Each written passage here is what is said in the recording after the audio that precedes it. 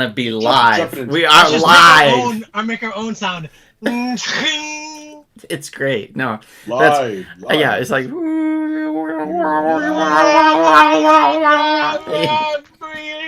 Click. Everybody shut down. Everybody has clicked off and shut this page down. Nobody is watching us with our nonsense. So I'm sorry in advance to everybody that has to put up with this.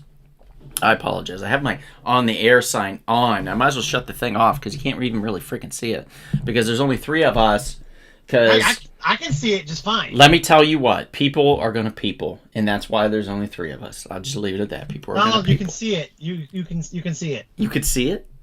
I don't know if people can see it though on YouTube is the thing, so we'll see. Oh, we're good. I can see it on YouTube. I'm about to start sending the link out. Can you really? Yeah, I can see it. Wow. Do I look centered on YouTube? Because I don't look centered in mine. Yeah, I think you're centered. Okay, good. Let's see. Let me just. Pretty sure you're centered. Oh, my mom and dad are here. Everybody say hi to mom and dad. Hi, mom and dad. Yeah, we're good. I just had a nice long conversation with them before I actually started the show with you guys. We were talking. Oh, really? Yeah, we're talking about everything. Basically. Everything. Yep. Yep. Everything. And life and all, everything in between. So we have quite a show today. Quite a show. Mm-hmm. I don't think we need to really technically introduce who we are because everybody kind of knows who we are. We don't really have to do that. Yeah, we're the basics right now. Yeah, you got the A team here, and that's all you need to know. The A team. There's 3 of us. We should have worn like green, blue, and red. Well, like 2 of us are wearing our Rumble Pop shirts, sir. Primary colors. 2 of us. Well, I'm sorry. I'm wearing something a little more important today. Yeah, okay. I'll allow it. I'll allow your Lions shirt. I will allow it because they're doing exceptionally well. And they broke records last night. The spank that they handed to the Vikings is a good sign. Particularly, they are peaking when they should, whereas Pittsburgh is falling the fuck apart and pointing fingers at each other like cowards. So that's been fun. That's sad. Yes, it's very sad. I'm not happy about it, but at least it wasn't a total shit season. There was a lot of good, so I'll take it. You're still making the playoffs, right? Yeah, we're still making the playoffs. Yeah, they're playing the Ravens again. We just lost to the Ravens a couple weeks ago, and now we're going to play the Ravens again. We're playing the bye. Yeah, you guys got the bye, which is nice. Well, the bye can be difficult sometimes. Sometimes the bye could be competitive. Not this year. We're gonna beat the shit out of the bye. Well, I wish you luck on really. We chose violence yesterday. We're gonna choose violence for the bye. Wow, so you're gonna Cersei Lannister it. My goodness. Hey, who do you guys play in the playoffs? Who's your first team? Whatever team is lowest ranked. Really? Well, they'll get the winner of who you get the winner of? The winner of which match? No, we get the lowest ranked because we're the 1 seed. We get the lowest ranked team after the next round. Oh, okay, gotcha. Okay. So it could be. It could be LA, it could be Minnesota again. Mom and Dad says Happy New Year to you all. Happy New Year to you. And Enrique says hello. Hi, Enrique. Hello, good to see you, buddy. Enrique. Happy New Year good to see you, sir. We're well, go ahead. I was gonna say, then we'll get off of this. Last night after the Lions beat the Vikings, Dan Campbell walked up to the Vikings coach and was like, "We'll see you again in 2 weeks." Oh, because really? If the Vikings win, they'll be the lowest. Well, and there's no other upsets. They'd be the lowest seed. Oh, okay. Interesting. Well, the most important thing for your Lions to do is to rest up, heal up any injuries, and of course, do a lot of study, do a lot of film study. Yeah, we have 13 people on IR, so we definitely needed the bye. 13 people, good lord. 13 defensive players on the. Gosh, that hurts. You see, if anything, just like with any playoffs in any sport, defense is very important. So you need your defensive players to heal up. Mm-hmm. And they're starters too. It's not even just like defensive players. It's like that's even worse. It's like most of our starters. That's even worse. That's basically your Achilles heel in the worst case scenario. But we've been missing them most of the season, and we're 15-2. I think they've been doing all right. I think even their lower but playoffs is always a different beast. You have to remember that. Yeah, but if it's Minnesota again, it'd be the same people we just beat them. But you can't look at that and say, "Oh, we're going to do it again." we beat the Yeah. shit out of the Twice. Ravens the first time, See, and then we got our You gotta be asses careful beat. with that. Historically, Yeah. it's very difficult to beat a team 3 times in 1 year, including the playoffs. So twice in the regular season and the third time in the postseason. It's very difficult. Because they know you. Even if they get beat, they still know Well, what to expect. any team that we play in the playoffs is going to be a team we've already played. I will say, though, unless we play the Eagles. The Browns did play the Ravens here this past weekend, and they beat the shit out of them. I mean, they lost, but they beat the shit out of the team. So hopefully, there's a lot of injured players still when Pittsburgh plays them. We'll see. I posted for the show. It's on. It's on the books. Send the link out. It's on the books of Face. And we've got a lot of good stuff to talk about today, guys. We are reviewing 2024, just to make that simple and easy. 2024 is what we're doing. We're doing a look back. There are 3 of us here tonight, and we're going to be doing that. And I hope you guys enjoy. I think it'll be fun. Sorry, guys, I ate the 4th one. I hope it'll be engaging for you. You ate the 4th one. I was hungry. You ate the 4th person? So how did you went, eat Jesus. Sal? How's that possible? I was like, ooh, cookie. And I thought it Big was a Sal cookie, so in my I was mouth like, now. Wow. What are you going to do? I became Cookie Monster. You are a cookie monster. I've seen you with cookies. You are a cookie monster. Yeah. Yeah, me too. The exact same way, too. There's shit flying everywhere. I don't actually chew. It just goes in my mouth, and then they fall out. You just Cookie inhale the cookies. No, if you look at Cookie Monster, like he bites the cookies, but there's no teeth, so it just like breaks in half and then falls out. Yep, that's It's true. true. He has He no doesn't have a throat either. teeth. You know. I'm the same way. I just taste the cookie. I don't actually eat it. I just get crumbs everywhere. I just get the cookie everywhere. You just like against your tongue and then let it fall down. Yeah. It's terrible watching you eat cookies, man.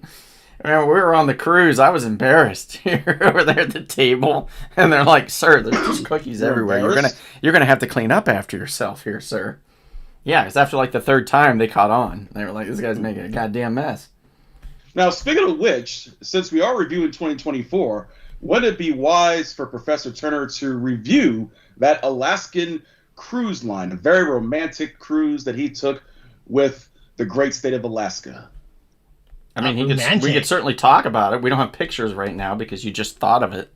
So Well, he brought it up There's before that. we started. I figured, wait for if he wants to bring it up. Yeah, I mean, my tea time today, I thought I'd talk about a little bit about one port in particular in Alaska. I don't know if we talked about it much. And this port is called Ketchikan. It was the last stop on our cruise, and it's like the salmon capital of Alaska. And you go through, and there's like a whole little like salmon run through the town, this little town. There's the oldest whorehouse in Alaska is there. Dottie's, I believe it was called. What did you say? The oldest what? Whorehouse?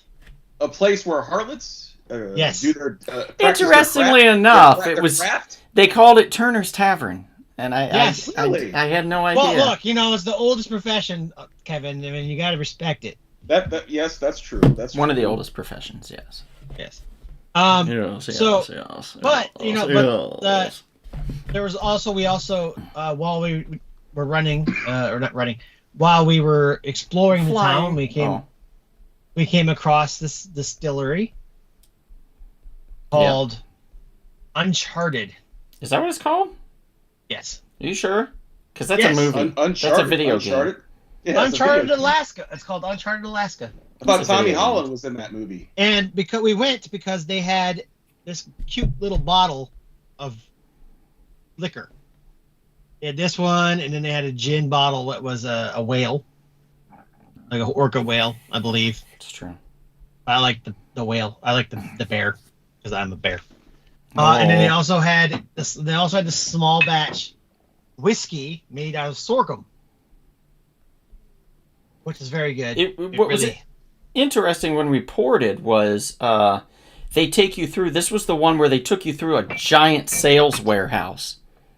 So a giant store filled with like local artists and crafts and stuff, and then just like all the kinds of like bullshit that you would find at most other places, At Ketchikan, yeah, that's the port when you have to walk through it. The prices were not bad though. We got shirts for like No, $12. they're actually reasonably decent. And then like the line though to get on the bus is what sucked.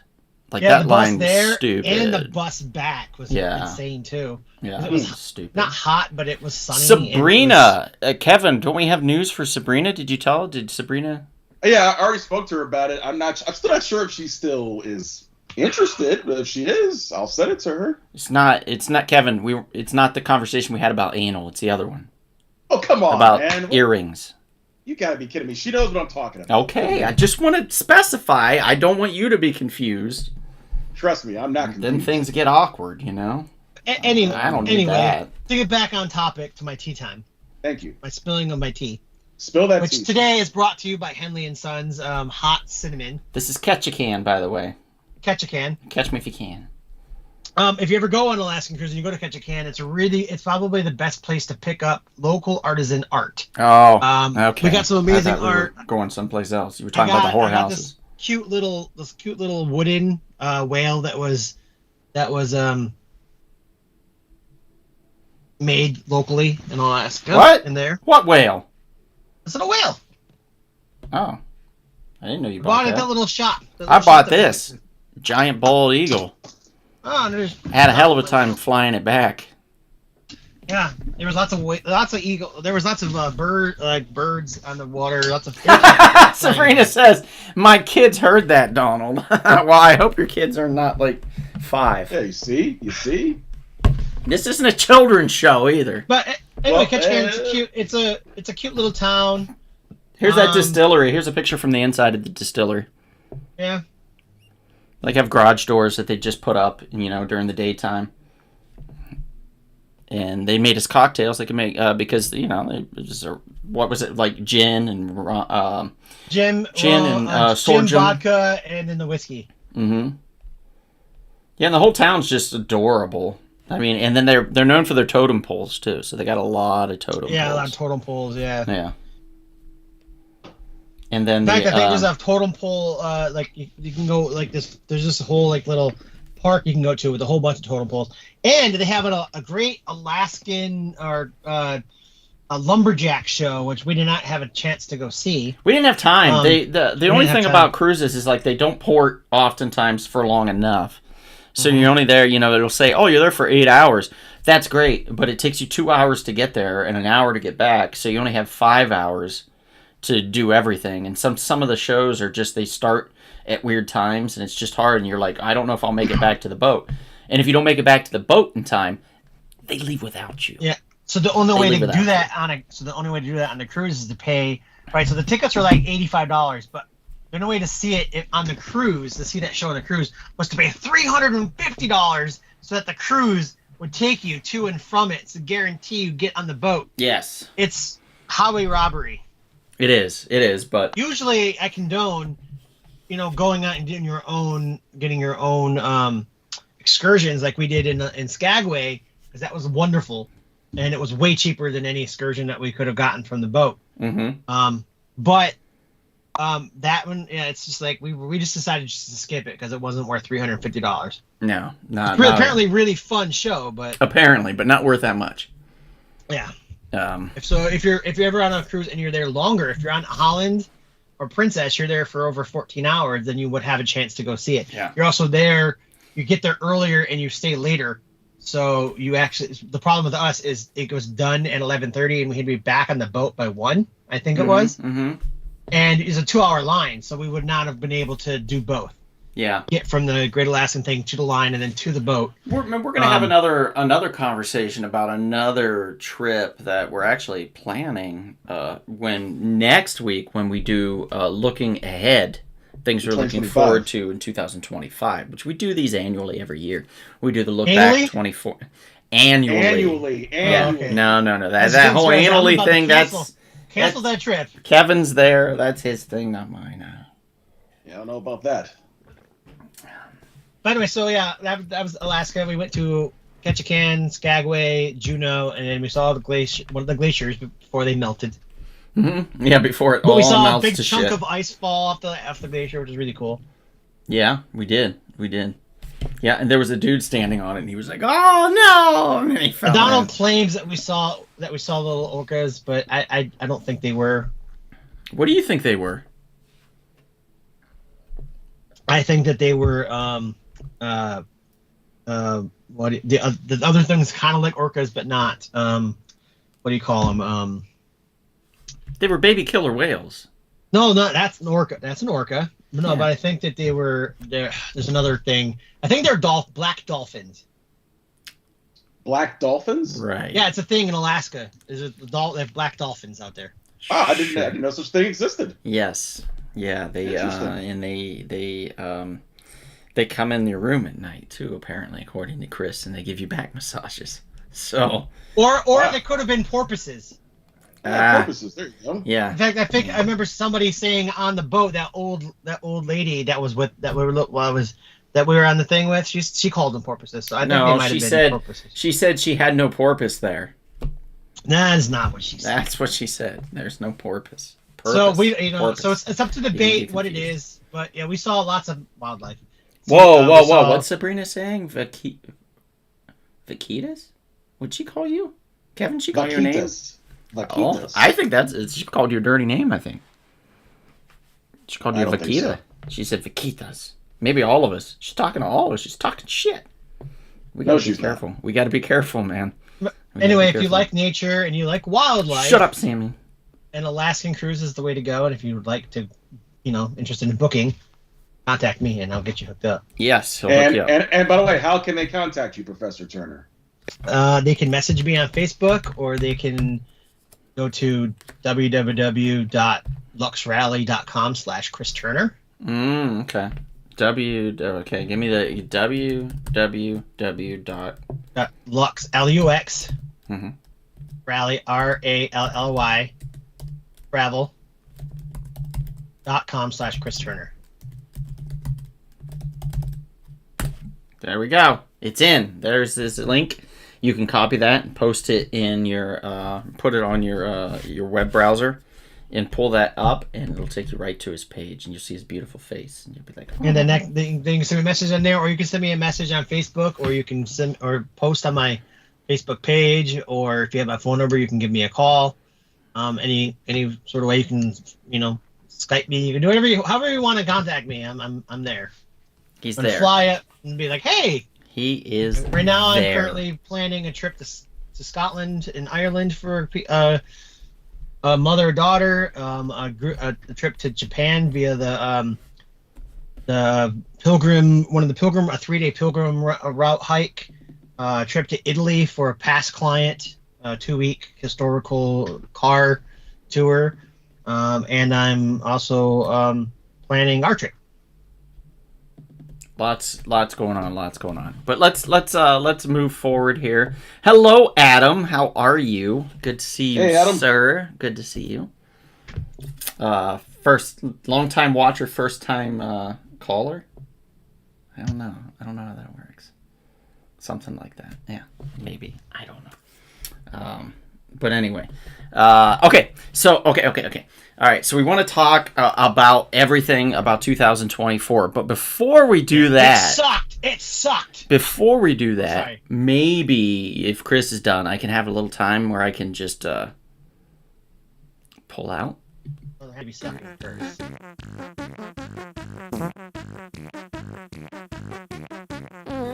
Okay. All right. So, we took some time off for the holidays and stuff.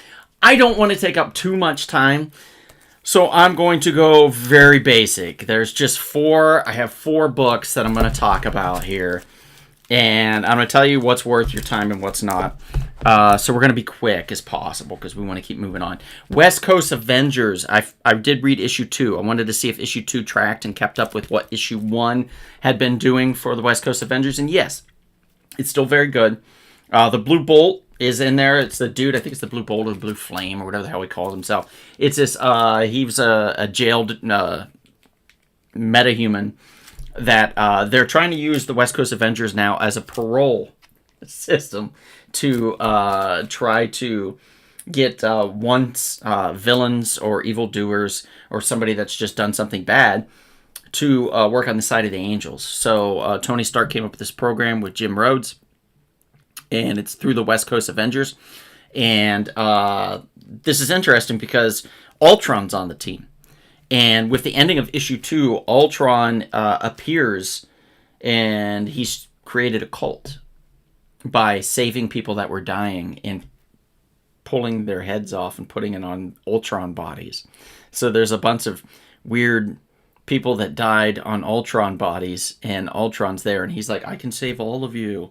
And the other Ultron is with Tony Stark at the time looking at the TV, and he's like, it ain't me. So who's this other Ultron? Is he connected to that Ultron? Is it the old Ultron? Is the old Ultron working with Tony?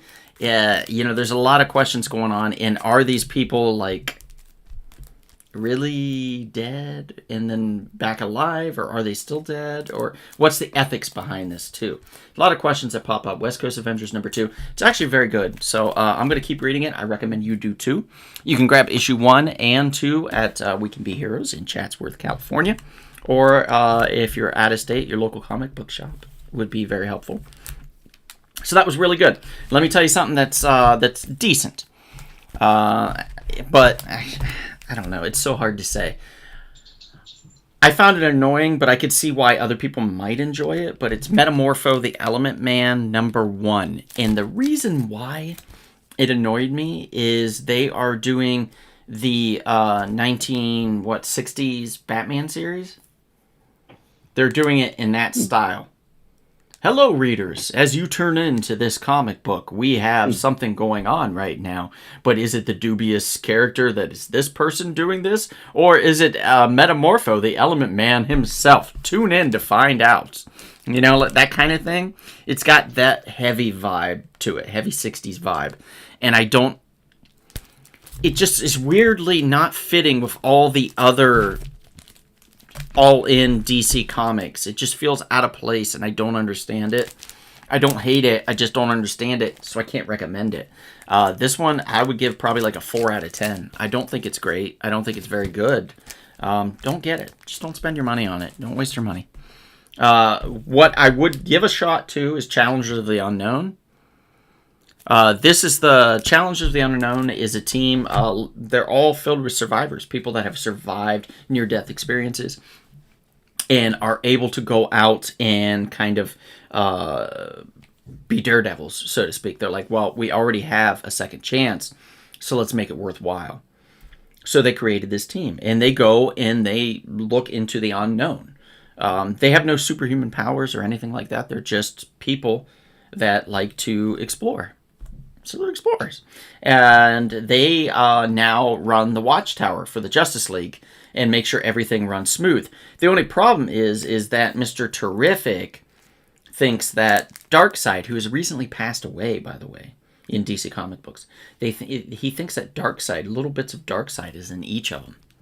So he thinks the Challengers of the Unknown are possessed by the spirit of Darkseid. Like, he may have put pieces of his soul into these other characters, into these people. So it's interesting. The first issue is a little clunky, but I like the concept of it, so I'm going to keep with it for a couple more issues at least. And then we get to what I feel is the star of the show, surprisingly, the New Gods. Highfather, who is basically kind of Darkseid's brother, is sad. He's lost his brother. He's lost Darkseid. While Darkseid was basically pure evil, he did keep other evil in check. He was kind of like the gatekeeper for that. But now that he's gone, all other evil is kind of running rampant, and Highfather's concerned. He's also concerned that there shall be another child born onto the earth, and said child will have the powers of a god and the capability of destroying all of life. So in order to stop that, he sends Orion, who's his stepson, I guess you could say, Darkseid's true son, Orion, raised by Highfather, down to Earth to find the child and kill the child. That's some deep shit. Some heavy shit. And Orion's like, I don't want to do that. So he shows up at Scott Free's house, who is Mr. Miracle, the escape artist, Mr. Miracle. That's Orion right there. And that's Highfather right there. He sends Orion shows up at Mr. Miracle's place, and he's like, "Hey, man, so Highfather wants me to kill this kid. I don't want to do that, but you know me, you know I gotta listen to Pops, so I'm gonna kill this kid. But I'm telling you because I want you to steal the kid away and hide him so I can't find him and kill him. Can you do that?" And Scott's like, "No, I'm not doing that. I got a family and shit. I'm dealing with my own thing." And then like Orion's like, okay. Look, the kid's gonna die. Do you want me to kill a kid? You want me to kill a kid? I'll kill a kid. And it's your fault if I kill this kid. And so he finally convinces Scott. Scott's like, "Son of a bitch. Okay, I'll go and find this kid and hide him from you." And that's the start of the series, man. That's some heavy shit, and it's good. It's fun. I'm giving this like a 7.5 out of 10. I think it's well worth your time. It's only a $4 investment. Not a lot of shops purchase heavily on this. We were one of them, so We Can Be Heroes in Chatsworth, California will have this book. Come in, check it out. I highly recommend it. I think it's going to be worth your time, guys. Does this take place in the same like absolute universe with the absolute Batman, Superman, and Wonder Woman's going on? No. This takes place in the normal in the normal DC universe. That's why it's part of the all-in universe, not the absolute. It's a weird thing that DC's doing right now, to where I feel like hopefully DC doesn't think that at one point Marvel's Ultimate Universe was selling so well they considered scrapping the original universe and replacing it with the Ultimate Universe. No. That was consideration. So I'm hoping DC's not dumb enough to do that, and I don't think they are. I think they've learned from Marvel's mistake that way. So there you go. I pulled out, guys. Hope you enjoyed.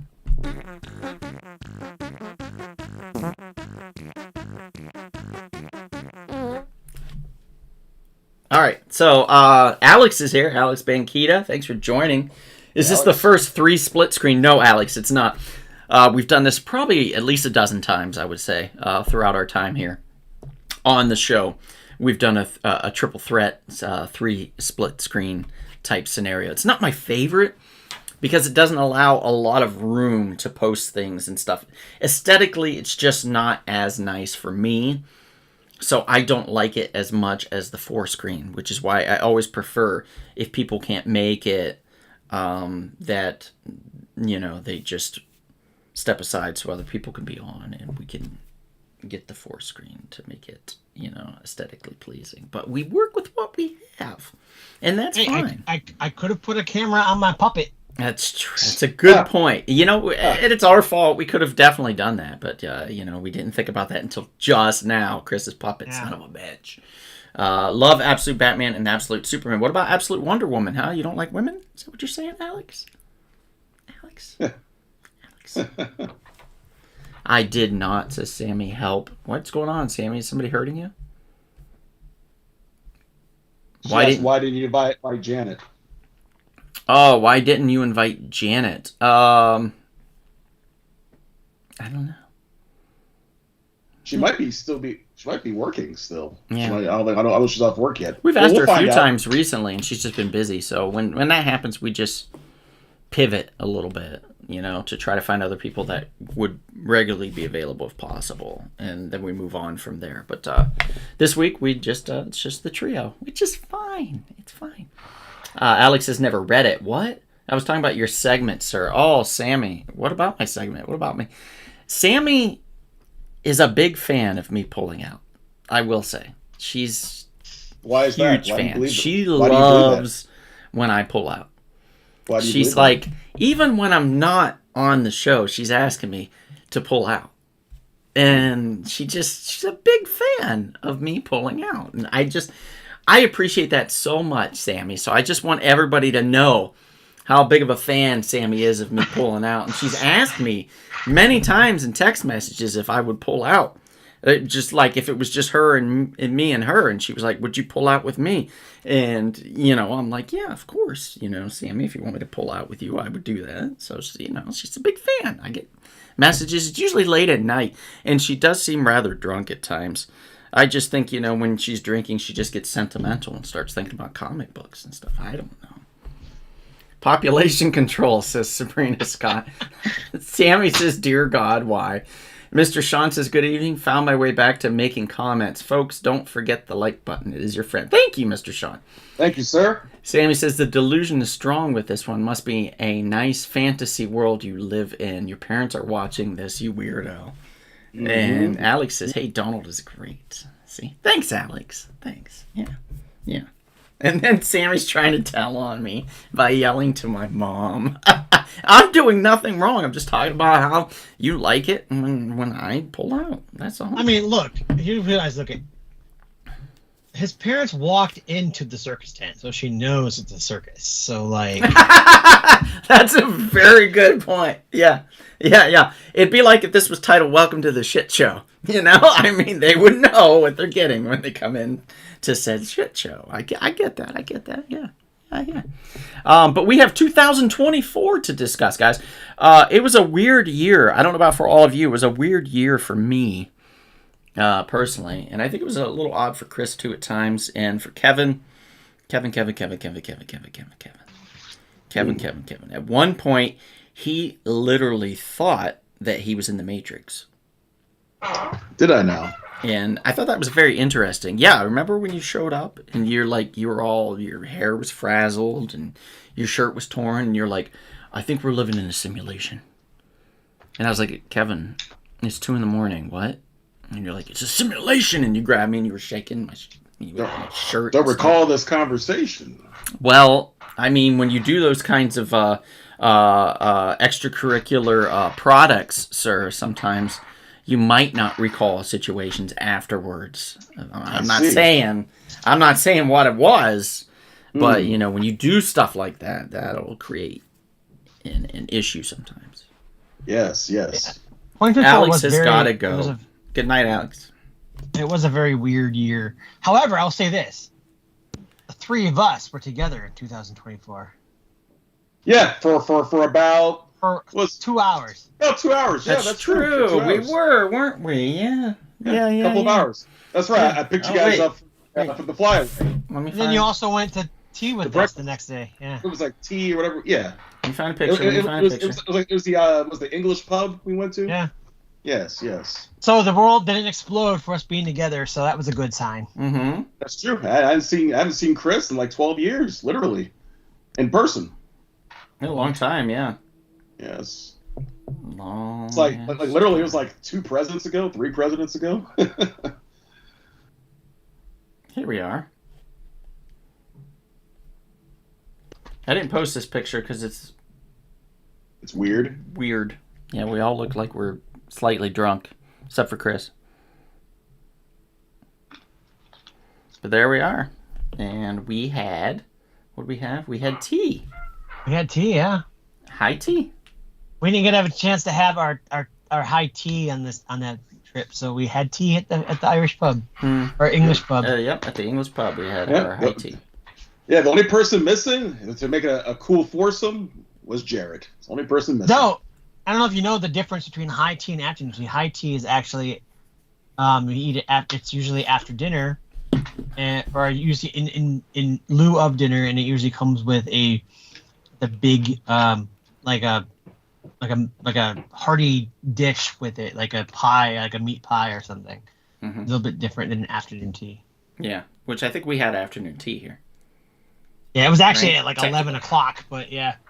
Technically, I think, yeah, something like that. I think they started it early for us or something. I can't remember. Yeah. With special candy. Sammy says I have special candy. Thanks, Sammy. Sammy enjoys my lollies. Special candy. Oh, yeah, sure, your lollies. Yeah. She's always asking to suck on these.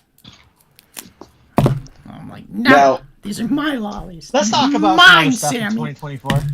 Yes, so I wanted to say, where did you guys want to start? Did you want to discuss some of the movies that you enjoyed from 2024? Well, I know what I want to start with. Someone smack him through the screen? Me? Why? I did nothing. I want to talk about a few things, if that's cool. I'll throw out a few things.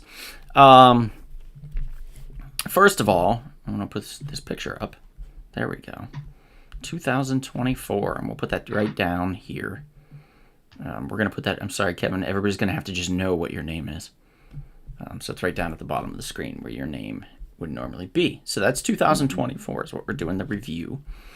I want to talk about a few just random things to talk about. One of them was like, since we just had me pull out and stuff, I feel like comic books would be a good place to start.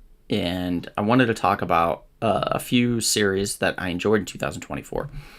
One of which was Elvira Meets H.P. Lovecraft. Written by our pal and friend of the shop, David Avallone, who's a gentleman and a scholar. This is where the ghost of H.P. Lovecraft comes back to meet Elvira and have her join him on a quest to retrieve a specific item. And the story is that H.P. Lovecraft in real life apparently was kind of a piece of shit. So the story is of Elvira kind of talking shit to him the entire time, and not knowing if she can trust him because he's kind of a real piece of shit. So that's ingrained in the story, and it's actually quite a hoot. It's the way Avallone writes, his comedy comes effortlessly. And that I appreciate with his writing. It just flows really well. I believe, I want to say it was a 6-part series, so it was pretty much fun on a bun. So if you get a chance, there are 3, I think it was 3 or $4.99. I think it was $4.99 an issue. And there are a few issues still at the shop that we have signed by David Avallone himself. I think they're like $10 each. And you can get those and get those signed by Elvira herself, which will be at CreepyCon in Ontario, if I recall, at the end of the month. And that is LA adjacent, Ontario, California. So if you get a chance to do that, I would highly recommend it. And it was a great series. So Elvira came out. There was a few other series that I really enjoyed as far as comic books are concerned.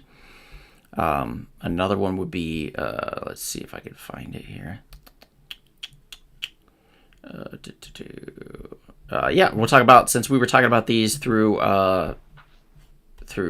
Alex, we'll talk about the Absolute run. Absolute Batman came out at the tail end of 2024, and it ended up being DC's best and highest selling comic book of the entire year.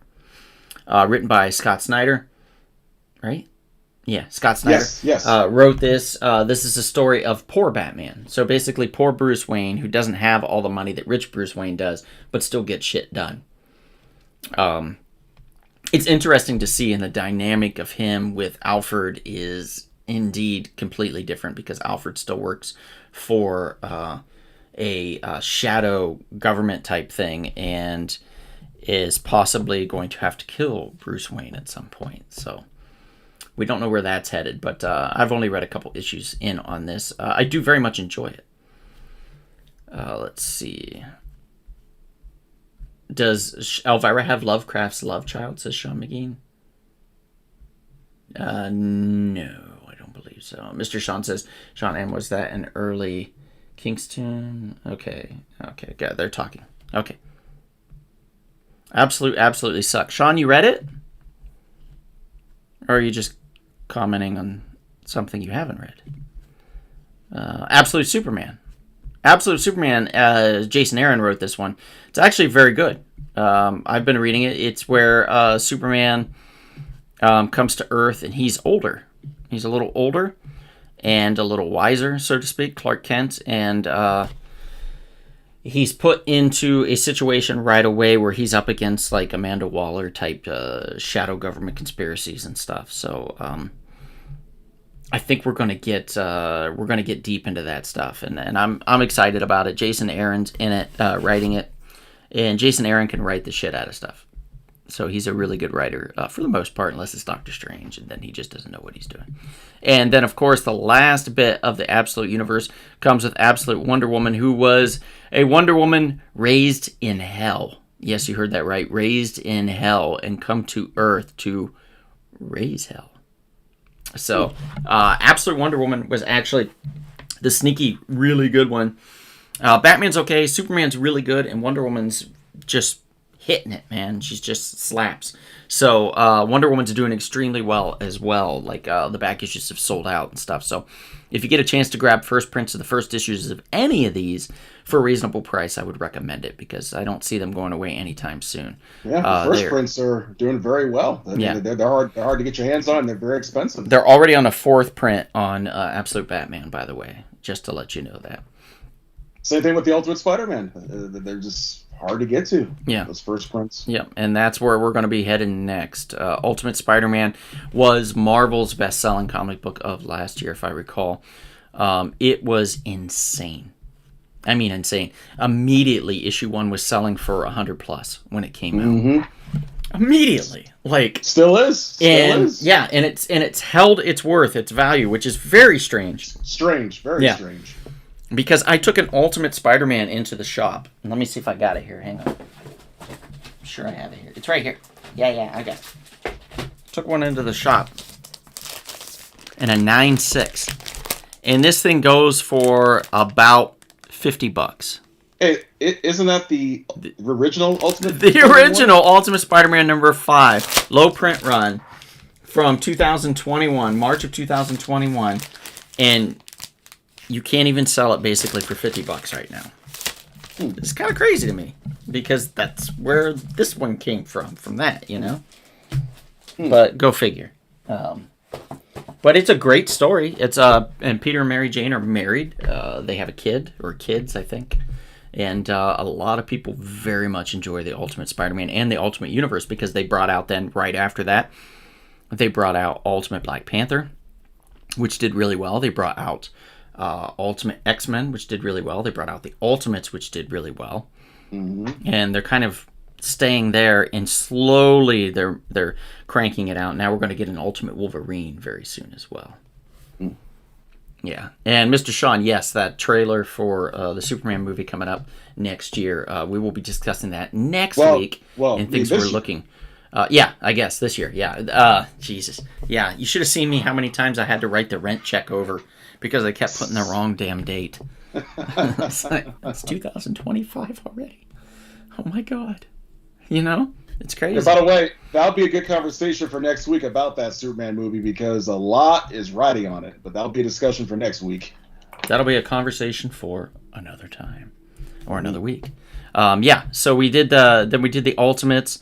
I don't know if I have anything else in here as far as comics are concerned. You do. Do I? Beneath you told me to. Oh yeah. Thank you. It's just not in order, which is odd. Like alphabetically, you know what I mean? Normally it puts it in alphabetical order, so it's just strange. But the other one that I think that we threw in, which was the last one I'm going to talk about, is Beneath the Trees Where Nobody Sees. Beneath the Trees Where Nobody Sees came out last year. It was a 6-part series. It's an anthropomorphic Dexter, so a lady bear living in a town filled with animal people that is secretly a serial killer, and she goes into the city where none of her friends are, so she can kill people, and then brings them back, cuts them up, and buries them in the forest beneath the trees where nobody sees. It is surprisingly gory. I did not expect that when I was reading it. I was like, holy crap! Yeah. Like, she'll slit throats and, like, chop beaks off duck people and stuff. And, yeah, she's hardcore. And you're rooting for her the entire time. So it's very much Dexter-ish. It's a fantastic read, and we are getting the prequel. It should be coming out, I believe, this year. So I'm very much looking forward to that. But if you get a chance, the trade is out for Beneath the Trees. You can purchase it. Highly recommend it. This is my only 10 out of 10 from last year for my ratings on comic books. That's true. You have very high standards. This series got a 10 out of 10. It's phenomenal, so I highly recommend it. That says a lot because you have very high standards when it comes to comics. Yep, I've been reading a long time. That's right. There's 2 more you forgot. You have to remember, Donald, that you wanted. I sent you that you wanted. Oh yeah, please remind me. New Gods, I think, which we just talked about in the pullout. Not that one. They start with the letter S. One is called Skin Trade, and the other one's called String by Mad Cave Studios. Oh yeah. Thank you. Yeah, let me go there. There we go. Skin Trade. Skin Trade was an interesting one. I gave it a pretty high mark. This is not the right one. This is a different comic book. That's okay. The one I'm talking about is basically it is like Blade Runner, but in comic book form. So that one's very good, and we'll just move on from that since I don't have a picture from it. And the other one is one I talked about not long ago, and I think it's from Mad Cave Studios. It's called Strings. And this one is a story about a lady that is a... she helps a detective. So what would that be? That would be a... consultant? Consultant, thank you. She's a consultant to the police force because she sees, and you can see it in the picture here, she sees strings attached from one person to the next. So if somebody has a conversation and engages somebody, she can see that they know each other through these strings, these visual strings that she sees. And if their people are dead, the strings are black. And she sees that. If they had just had sex, the strings are super bright blue, and then she'll know that somebody's had sex with somebody. And What if someone killed somebody? Would it be red if someone murdered someone? I think so. I think we're getting to that. So yeah, so there's an interesting story behind all this, and it's really well done. Issue 2 just came out, so I'm excited to read it. I really gave issue 1 high marks. I think I gave it like an 8 to an 8.5. So I have great expectations for issue 2, and I'm looking forward to that. And since it just came out, I believe it was either the tail end of December or beginning of January here. I kind of want to include this because issue 2 had just come out. I think it's well worth your time. So Strings, you might want to check out as well. So that's that when it comes to comic books. Erica Inez says, Sean, he was super racist. Oh, Bagala, I'm going through emails and I don't know what they're talking about. I don't know. They're having a conversation that I'm good on. I don't know. They're talking about Lovecraft. Probably. That's my guess, but you never want to assume 100%. So we'll go from there. All right, so that's me talking. So if anybody else wants to bring something else up, go for it. Well, Chris, I'm sure you want us to get into some of the movies that we watched in 2024. Sure, I'll talk about my favorite movie of 2024, which probably I don't know if we haven't talked about this, so I don't know if you guys liked it or not. But that would be a musical adaptation of a Broadway musical. Phantom of the Opera. No, I'm just joking. No, that would be Wicked. Yes. Wicked. Part one. We don't have any pictures of that. The Wickeding. Yeah, you do. We do. Yeah, Wicked. I really wish they'd put this in alphabetical order. The sequel of John Wick in musical form. Yes. So he got it was John Wick 2, John Wick 3, and then Wicked. Are people singing while bullets are flying, essentially? Yes. The bullets defy gravity. That's amazing. And Ariana Grande, I guess she's truly defying gravity with her lyrics. What do you mean? What do you mean?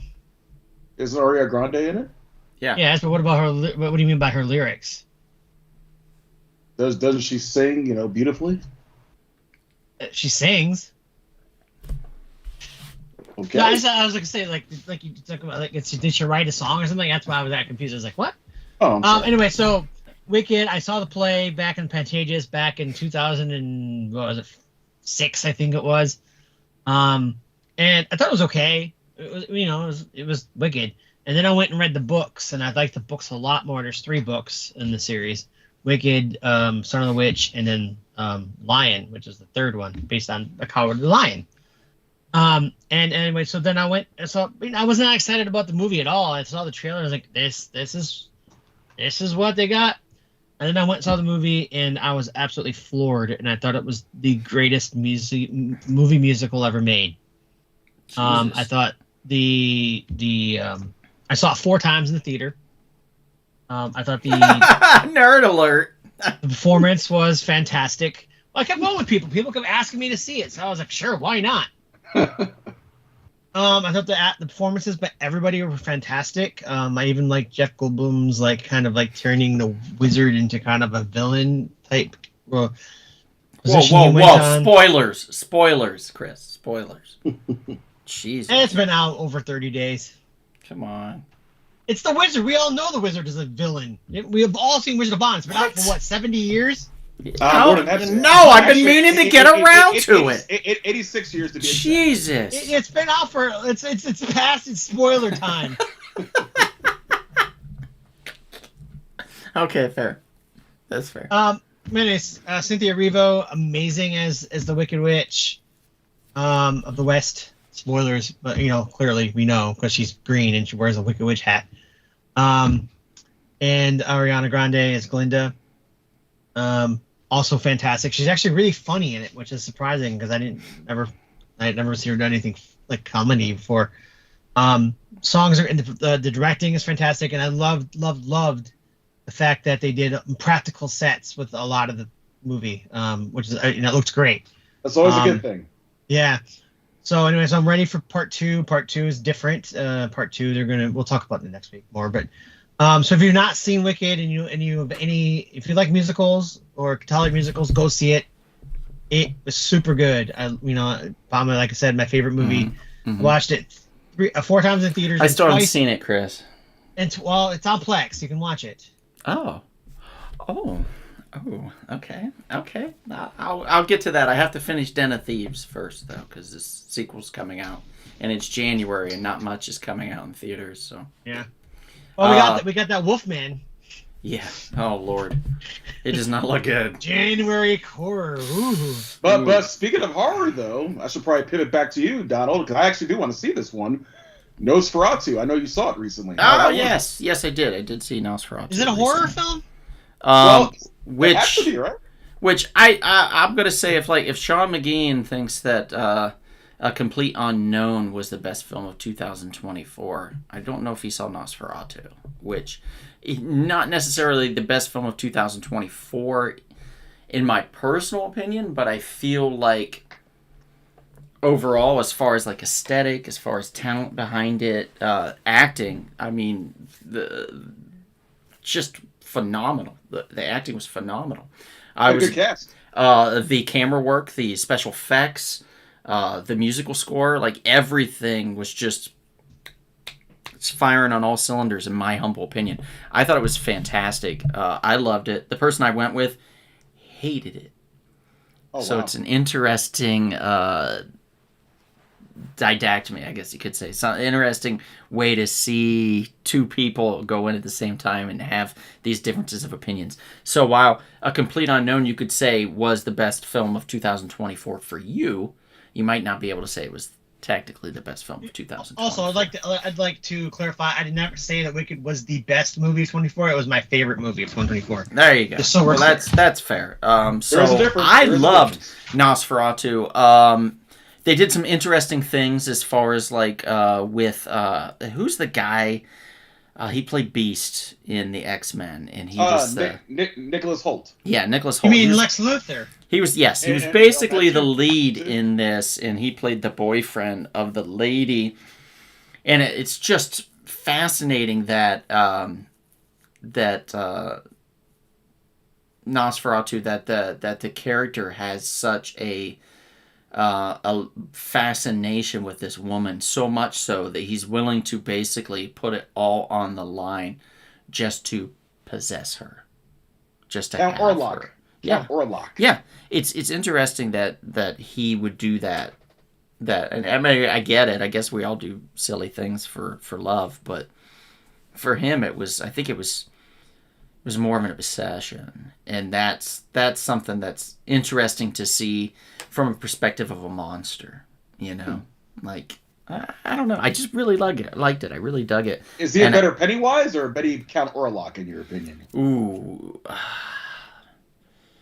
I feel like he did make Pennywise his own, to the point where, like, here's Tim Curry, and here he is. You know what I mean? It was, like, pretty close.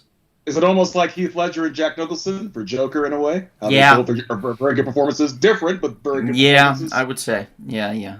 So, anyway, I would check it out. If you get a chance to watch Nosferatu, I would highly recommend it. It came out around, I think, or on Christmas, and I got a chance to watch it, and I leapt at it because seats. It was selling out everywhere, so seats were Strange hard movie to to get. come out on Christmas time. Well, the popcorn bucket was the coffin. Like he That could get a makes sense. coffin filled with popcorn and the dirt of his country. Otherwise, the coffin, he couldn't travel in the coffin. So the popcorn had a bunch of dirt in it, which I didn't feel personally. I thought that was a bad idea, putting dirt in with the popcorn. But whatever. I plan on seeing it this Kidding weekend. I about can't wait.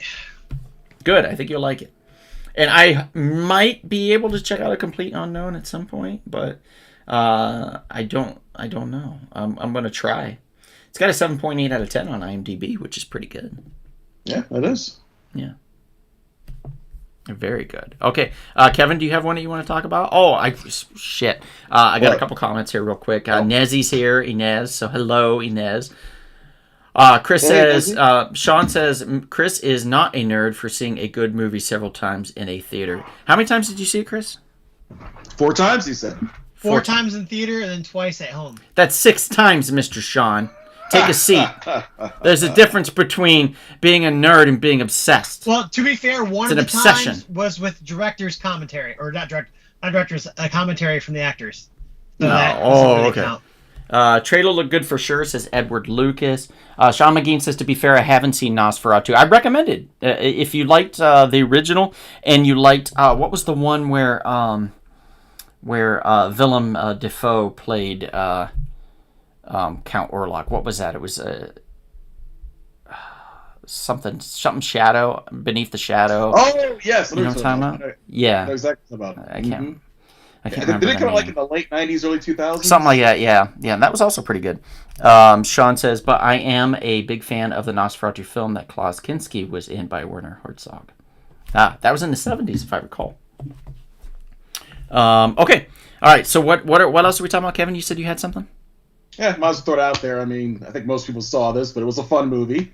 Deadpool and Wolverine. Yes, Deadpool and Wolverine. A lot of fun. A lot of fun. Wolverine. Here's the interesting thing about this movie. I don't care. You know what I mean? Like, it was fun, but like, I don't. You're not in love with it. It's like No, it's not- I it's was not underwhelmed. one- It's not one. Overwhelmed by it. I'll watch it again, but I don't think I want to own it. If that makes Yeah, sense. Like, it's exactly. not one that I want to purchase. Now, I just went out and I bought the steelbook of Marcel the Shell with Shoes On, which is a very quiet little 2023 A24 indie film. That if you haven't seen, it's phenomenal, and I highly recommend it. Very emotional, beautiful film. Stop motion too, but it's really good. So if you get a chance to do that, but like this, it's fun, but it just wasn't. You know what I mean? It's definitely a third film. You know what I mean? It's like part of a franchise. Like, it's going through the paces a lot of times, but I did enjoy it for the most I part. mean, my favorite part was Gambit, and that's Oh. my most entertaining part about it. for Mine me. was Blade, but Yeah, I Blade could was awesome. I could see you liking Gambit. I just loved seeing him back in the suit and looking freaking good, man. He Blade was looked pretty cool, good. too, yeah. Wesley looked good.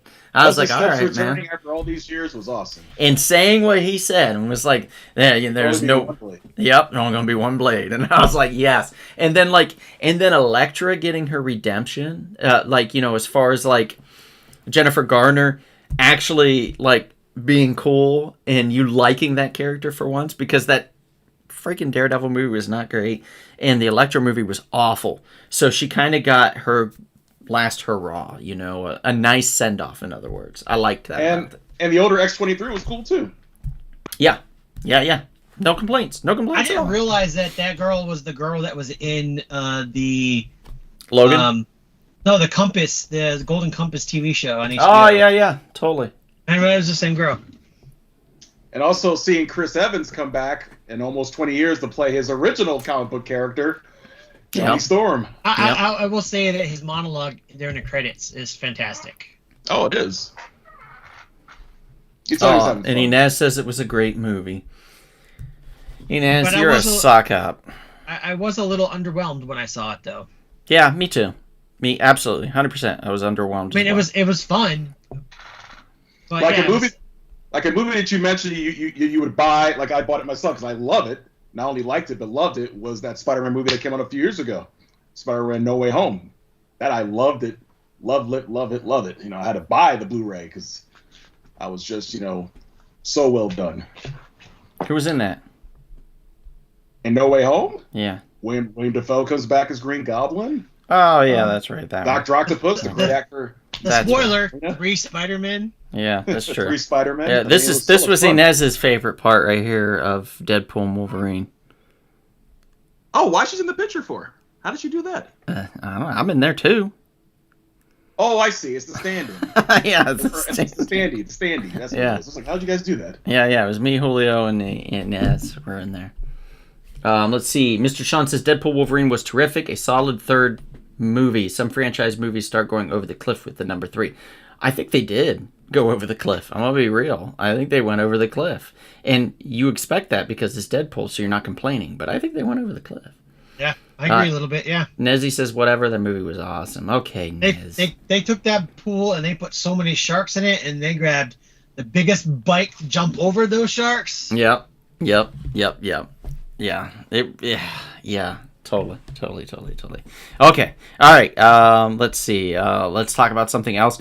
Here's a fun on a bun film that I saw. I'm gonna just start throwing out a few really quickly to get it going. Argyle was a film that I saw. This was from the guys that gave us what the hell was it? The Jesus God. The Gentleman, I believe, was the series, but also what was the other? And Kingsman. Kingsman, thank you. Jesus, yeah. Which the Kingsman, the most recent sequel that they had, where it was back in time and like during the World War Matthew II Vaughn. and Think stuff about like Matthew that. Vaughn. Yeah, Yeah. The Gentleman was actually not the Gentleman. That was yeah, you're right. That was Guy Ritchie. Guy Ritchie, Yeah. which I don't know if it's part of that. I don't think it's part of this universe. But we'll talk about that later. But Argyle, which is Matthew K. Vaughn, I thought was great. You got Sam. Jesus, what's his last name? Sam Rockwell.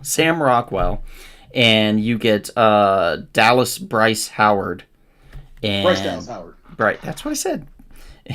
You get the two of them in a film, and they are solid gold. Like the train fight scene to the disco song with Sam was phenomenal.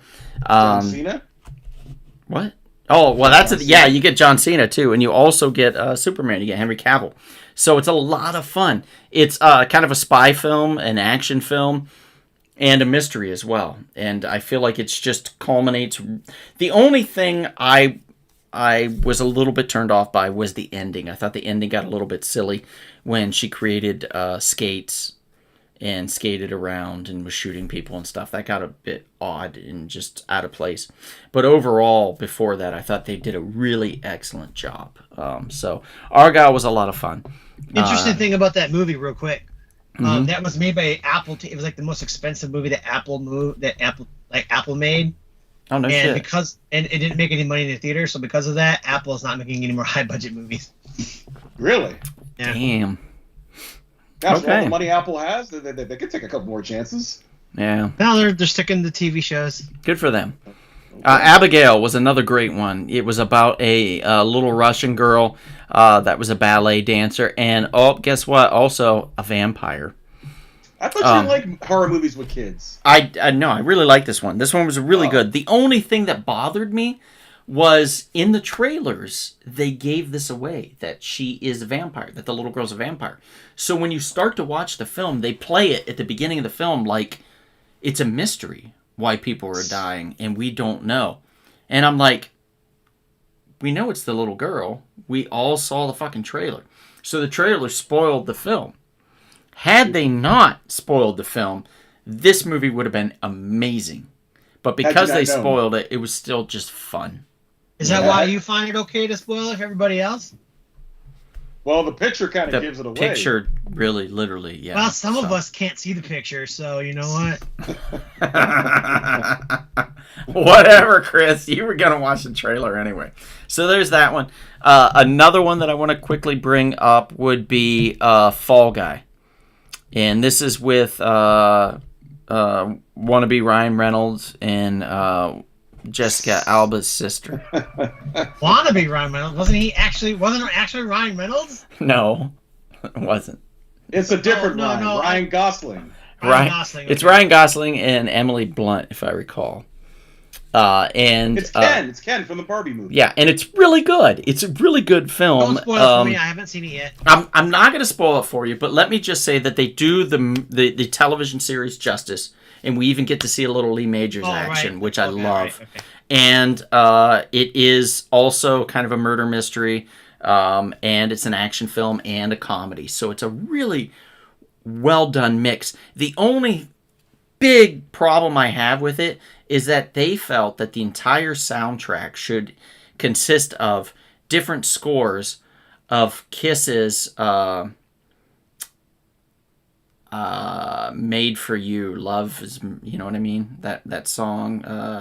Da, da, da, da, da, da, da, da, da. You were made for loving me. There we go. That's the one. So that's the only problem I had with it, but otherwise, a great film. Highly recommend if you get a chance to watch it. Jessica Alba's sister, Emily Blunt. What are you smoking? I don't know. Whatever you brought over when you were like, Sammy, when you were like, I just want you to just pull out. And I was like, okay, there's this New Gods book. Please, Sammy, stop.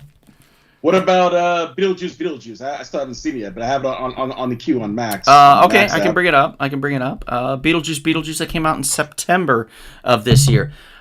Everything was fun, but it felt like a hollow version of the original, if I must say. Yeah. Here's what I want to say about it. I ahead. agree with that, and I think it's because the reason that it feels like that is it feels like it's two separate movies smashed together. Yes. Agree. like- There is absolutely no reason for the ex-girlfriend to be in it. No, it's like two. It's like they started writing a movie and they're like, oh, we got a different idea, and then rather than changing it, they just like. But we've Added. already filmed part of it, and they're like, Yeah, oh, well, yeah. I guess There's we'll a figure it whole out. story and then it makes no sense. Yeah, you're not wrong. And people are praising it, and it's doing really well, and I'm happy for them. I really am. But Winona Ryder's performance in it is not good. No, it's not. She's Michael Keaton's great. Michael Keaton's excellent. And that dude, the one that plays Winona Ryder's boyfriend, he's excellent too. Yeah. And I want to say it's Justin Theroux, Yes, I believe Yes. so. who I thought was the Canadian Prime Minister. No, it was- that's Justin Trudeau. And I was very He confused. sadly stepped down today. Did Well, he? actually, people are pretty happy. Yeah, he actually, over stepped there. down. Yeah. Oh, wow. Wow. Oh, is he happy about it? Oh, then That's just crazy. Trudeau stepped down today. Yay, I guess. I guess. And then we got, there we go. Now he's available for dates. So there you go, Inez I and loved- Sammy. I loved the boyfriend. Or the husband or whatever. I love the practical fish effect that he had. What about Oh Jenna no, that was the wrong Ortega? guy. That was the husband. That was not the boyfriend. That was the ex-husband. With the fish. How did Oh, Jenna yes. Ortega do? Yes. That was really well done. I loved all the practical stuff that they Yes. had. Well, they tried to do that. Jenna Ortega was Yeah. great. She's great in Okay. everything. She did an excellent job. I haven't seen anything that she's been bad in. Like, she's great. There's actually this one movie where I still haven't seen, but a lot of people tell me I should see it. I can't. What the hell's the name of it? But she was in You. I think she was in season 2 of You as well, and she was fantastic in that also. Which You this year will have its, I want to say its 5th and final season. I think is Show's coming still for You. going. Yeah. It came out last year was the last season, and it was not received very well. And I think with good reason. It was just, I think the character's kind of lost. But anyway, Beetlejuice was a lot of fun overall as far as like the experience. So AMC really made it fun. They created specific cocktails. You can go and get the sandworm drink, and it was just basically they put gummy worms in the drink, and then you would drink it and it glowed or something. They had the popcorn buckets, which were fun with the Beetlejuice on a box and stuff like that, and the sandworms and things. So you could have a lot of fun with it. Fanta created different types of sodas, including a new flavor, a spiced apple Beetlejuice canned soda, which I still have a couple cans left from that. And the strawberry, which was Winona Ryder's flavor, and a few others. So they did a really good job with the promotions So it was a big hit for Warner Brothers, and I think they were very happy with that. And Tim Burton, it kind of revitalized his career a little bit too. What about, so I heard about the Golden Globes last night, a movie that kind of reminds me of, I guess, almost like the female version of The Whale in a sense, The Substance with Demi Moore. Haven't even seen that yet? Nothing like The Whale. Yeah, it really isn't. Is it? Okay. It's a great movie, but nothing like The Whale. Is it though? Okay. Is it a great movie? I liked it a lot. I thought the acting. Well, I judge movies a lot different than a lot of people. I judge movies by how good the acting is. A lot of times. Okay. And the acting is phenomenal in it. Well, I started to watch it. I got 25 minutes in, and I said I don't care, and I shut it off, and Really? turned on a smaller comedy film about a high school reunion murder mystery, and watched that instead, and very much enjoyed that. But this is The Substance. I guess this is what Demi Moore. She played several characters, so there we go. But she had a revitalization this year, as so did Nicole Kidman last year in Baby Girl that came out, and I just watched that last week. And let me tell you what you could hear in the audience. You could hear as people were spanking each other in the audience, like young men were spanking the older women that they had brought to the theater during that film. Just like every so often you would just hear it, just randomly, people spanking each other. Demi Moore did have a good year though. She's also in that show Landman that just came out, the new Taylor Sheridan movie or TV show. Yeah. She's in that too. So yeah, she said she's kind of having a re-renaissance. I totally agree, Mr. Sean. Sabrina Scott says, "Have you seen Cuckoo yet?" So good. It's on Hulu with Hunter Schafer horror film. I have not seen it, but I heard good things. I read the synopsis for it, and I was very close to clicking on that, and I clicked on The Substance instead, and The Substance kind of turned me off, and I shut that off, and then I just wanted something fun, so then I put on this murder mystery comedy, which ended up being pretty good. What about Nicolas Cage and Longlegs? Oh, Nicolas Cage and Longlegs. Let me tell you what. Okay. You should get high when you see this film. And this is not Longlegs, Kevin. You sent me a picture of Nicolas Cage from Pig, from the movie Pig. This is not from Longlegs. 100%. This is from For Pig. some reason, it was labeled that way. That's okay. That's okay. But that's Nicolas Cage if everybody wants to see it. And I've seen Pig, which is a great film, by the way, and is also available on Hulu. So if you get a chance to watch Pig, you should definitely check it out. It's very good. I can't believe they created a chef's fight club, and I love them for it. So if you get a chance to check out Pig, definitely do. Cuckoo is Longlegs is basically Cuckoo. It's just bananas. Cuckoo banana pants. It's insane. It's Nicolas Cage doing his. They let him. They were like, "You can go full Nicolas Cage," and Nicolas Cage was like, "Well, I think. Are you sure? Are you sure you want me to do that?" And they were like, "Yes, Nicolas Cage. You can go full Nicolas Cage." And he was like, "Okay." And then he did, and it was phenomenal. He played this weirdo serial killer clown type character, and it was the best. I mean, I loved it. You should get inebriated when you watch it, though. I think that you'll enjoy it the most that way. I don't know. I'm just saying. Not that I did. I'm just saying that was great. Mm-hmm. Sure. BYB Podcast says, "Are you guys special?" He finally saw how awesome we are. Yeah. Yeah. I guess We're so. special. Yeah, Oh, I know. I love that. That's the best compliment ever. I know. I love that. I You're love like, that. Kevin, we're special. I've always felt you were special, Chris. so there you go. Yes, Nezzy, Longlegs was creepy AF as fuck. So, okay. So there we go. Okay. Yes. Okay.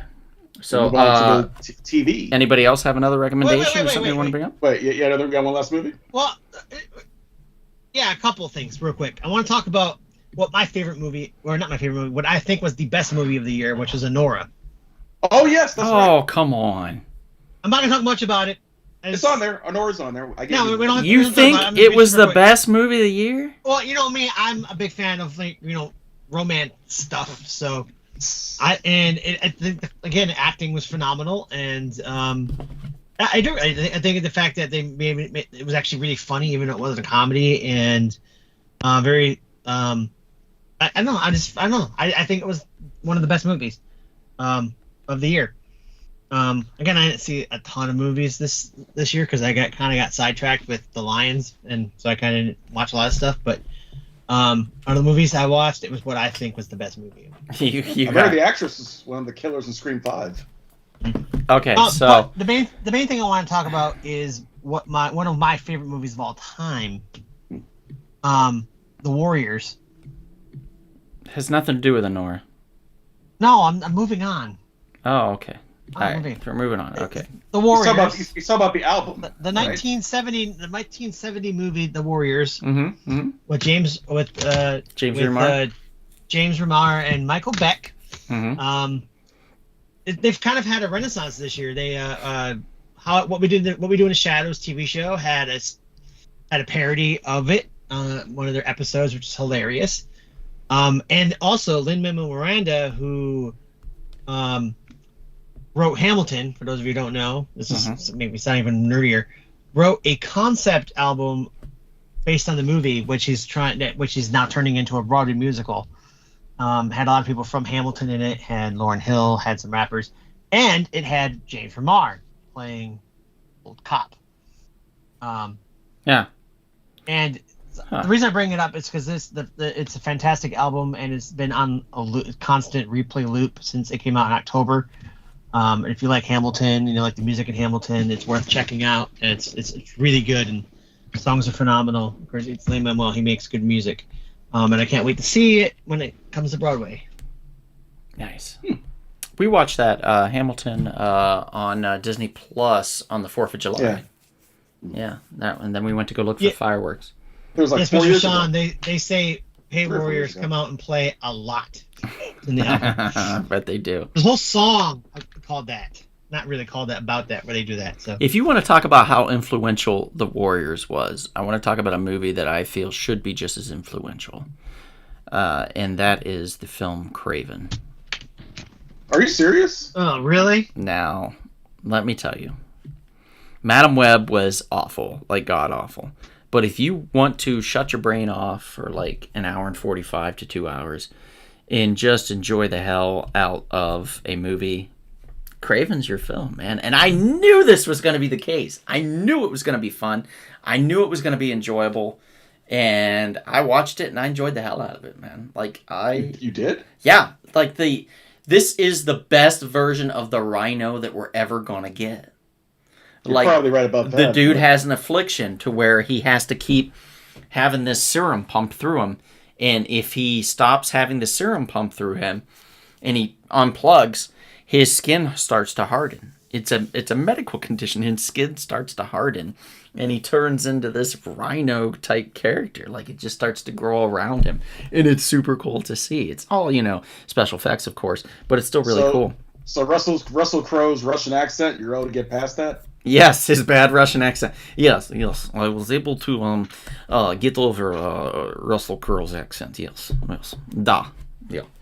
Because he said da a lot. Yes. But yeah, definitely. It's worth the time. And we get my favorite Spider-Man villain of all very end of the film.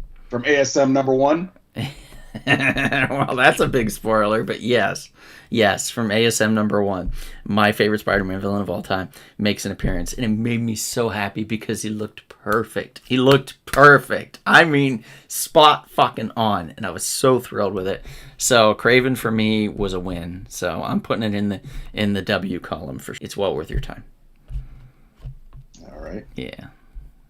What You about? want to move on to TV now? Yeah, sure. We can move on to whatever the fuck we want. All right. Kevin. Well, one of my personal favorite TV shows that, shall we say, re-debuted after, good Lord, let's see, 27 years, X-Men 97. Mm-hmm.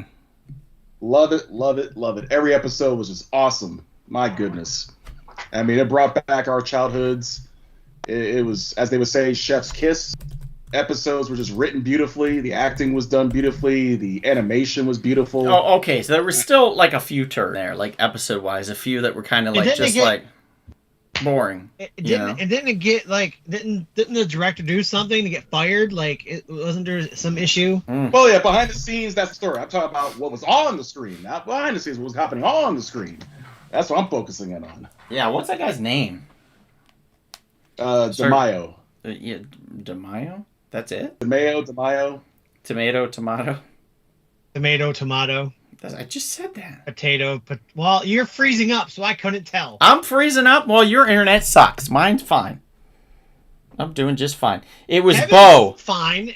Kevin's fine. Yeah, It was, Bo DeMaio. it's Bo. It's Bo Yeah. DeMaio. Yeah. Yeah, this guy. That's him. That's the writer. That's the guy that brought it back, and apparently did some stuff he should not have. I don't know. Hey, if you're a Gambit fan, you love the way it was done. He was portrayed. Gambit was awesome. Magneto was awesome. Rogue was awesome. It was a good year for Gambit. Morph was awesome. Yeah, it was a great year for Gambit for sure. Who was your favorite character out of the whole thing though? Out of the X-Men '97? I probably put it between. I can't believe I'm actually going to say this because she was actually enjoyable this time around. Jubilee, but also I agree. Also Storm. You can't go wrong there. I love Storm. And her story arc Good was cool. storyline, yeah. She had a good storyline. There. And then of course the way the season ends was of course awesome because one of my favorite villains is brought back into the mix. Okay, Hanzo, you can't say that Wolverine was great in this. Wolverine was a non-factor. Wolverine was like barely in it. the worst part of it because they barely gave him any screen time. It was like they were punishing him. I'll tell you who the best character was, and I'll tell you it was only because of that first episode when fucking Cyclops falls out of the goddamn Blackbird. Oh, yeah, and he uses his ray vision to land onto the ground and then looks and then goes to me, episode, he was my X-Men. I was a like, bitch after that. You know what I mean? Like that was the best scene. Like, oh my god! Like, holy shit! No tragedy. All like, you know what I mean? That was good. Until he became a whiny bitch. Yeah, he did. Well, You're right. right. Brought in the Madeline Pryor. Unfortunately, yeah, they had to bring in the Madeline Pryor bullshit, which I was not a fan of at all. Really? Yeah, not at all. I don't want Mr. Sinister near anything. I don't like him. You don't like Mr. Sinister? I don't care for him. I don't care for the whole stories around him. I'm not a fan. So Cable, you don't like Cable either? I don't mind Cable. I just hate you can separate Cable from Mr. Sinister. You really? Well, it's kind of hard they to do did that. it in It's kind of Deadpool hard to do too. So you can easily do it. You don't need Mr. Sinister. Like he can go away. The Genosha episode, I think, was the best, though. I think you would agree on that, right? That was awesome. Yeah, that was pretty good. Played out. Yeah, that was pretty great. Yes, Sabrina, I'm fangirling for Cyclops. Thank you. Yes, and the scene where Gambit charges Wolverine's claws was pretty cool. Yeah, that was awesome. Yeah, Hanzo says, yeah, Cyclops in that scene, he was dope. Wish we got a little bit more Bishop, although I know he had to go away to do what he had to do. The Hellfire Club was whack. Yeah, they were all bitches in this. They were all like, well, I don't know. I don't know if I want finger sandwiches today. It's just like, what? Like there was, it didn't. But overall, X-Men '97 was a treat. And if you had a chance back in, I think it was June or something, We Can Be Heroes, they had gotten almost the entire cast together and had them at the shop and did a signing there, which was really cool too. I think, was it June? I think it was right before. I think it was June. It was like right before. Yeah, because Comic-Con was before Comic-Con. Yeah, I think so. Yeah, I think you're right. Which is really cool because they were all at San Diego Comic-Con too. What about Gambit and Wolverine? What about him, Hanzo? I mean, Sabrina just talked about it with the charging. So X-Men '97 was great. As far as television's concerned, was there anything else? Yeah, sure, there was other television shows. Of course. I want to bring up a Netflix one that kind of hit us all by surprise, Baby Reindeer. Oh my God, Baby Reindeer. And I watched this with my dad and mom. So it was interesting while I was home in August to finally watch this. And I will tell you, it completely enthralled my father. He was so into this show. At some point, he was like, "Hey, what are you doing, son?" I was like, "I don't know. You want to watch any of that reindeer movie or show?" I was like, "Yeah, okay. We can put on the Baby Reindeer." And he's like, "Okay." And we'd start to watch it. And it was, Won a couple of Golden Globes last night. did it? Hey, Yeah. good for them. It's really good. It's really good.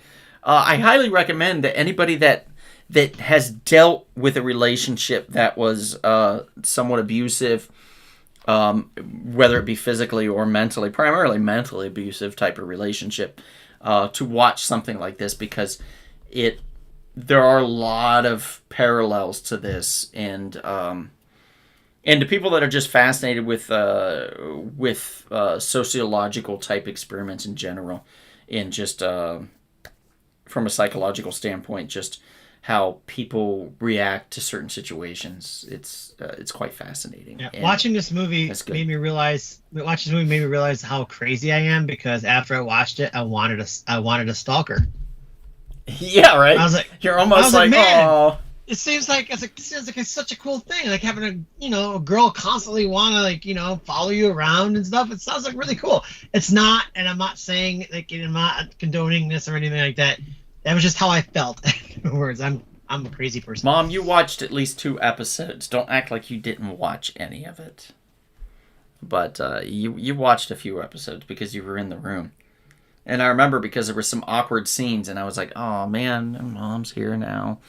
And this lady's playing with this guy's dingling or some shit. Like it was awkward, So, yeah. You were there for a couple episodes, I'm pretty sure.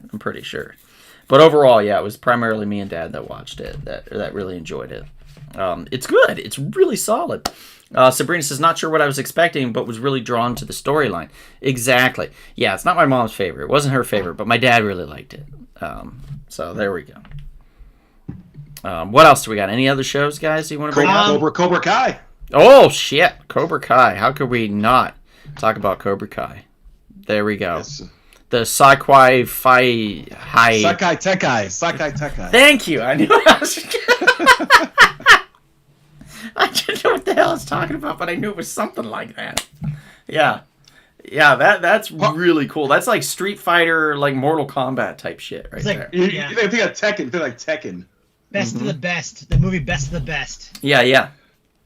And remember, they split into 3 parts. The last part's coming out next month, I believe. Yeah, next month. So Yeah. We'll discuss that next week, of course. And then a couple months later, the movie comes out. Yes, the new movie comes out with Jackie Chan's.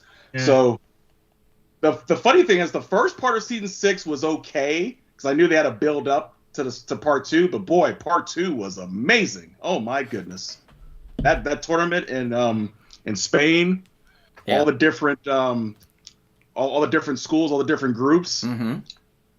They did a good job, because at first you're thinking, okay, it's Cobra Kai, it's Miyagi-Do, but these other groups they introduced, they were interesting. They were fun. Yeah, it's interesting that they're introducing these characters, and makes me believe that Netflix is possibly working on at least one, if not Spin-off. 2 spin-offs. Yeah. They have to be. Yeah. So I we're want gonna to get spin off something. of the Irish group. Oh, they were fun. Especially the girl, the lady, she was hilarious. Oh yeah. I mean, there was a lot of really fun shit that they did this season that I really enjoyed. And the fact that they split it into 3 parts, though, come on. Now we're going to be talking about this next week too, because it is going to be something that we're looking forward to this year, Yeah. in 2025. As well as the 5th and final season of a show, which I'm going to finally start watching so I can catch up.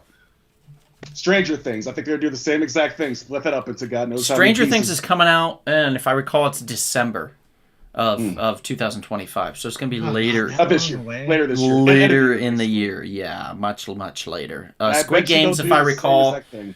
Squid Game is coming out in 2000 or June of this year, I think, is 2025. Is the third and final for Squid Game, which I don't know if I have a picture of or not. Yeah, I do, because that came out last year. It's great. I'm on final episode. I just finished episode 6 of the 7 episodes of season 2. I'm really enjoying it. It's different. You're not being introduced to just the game.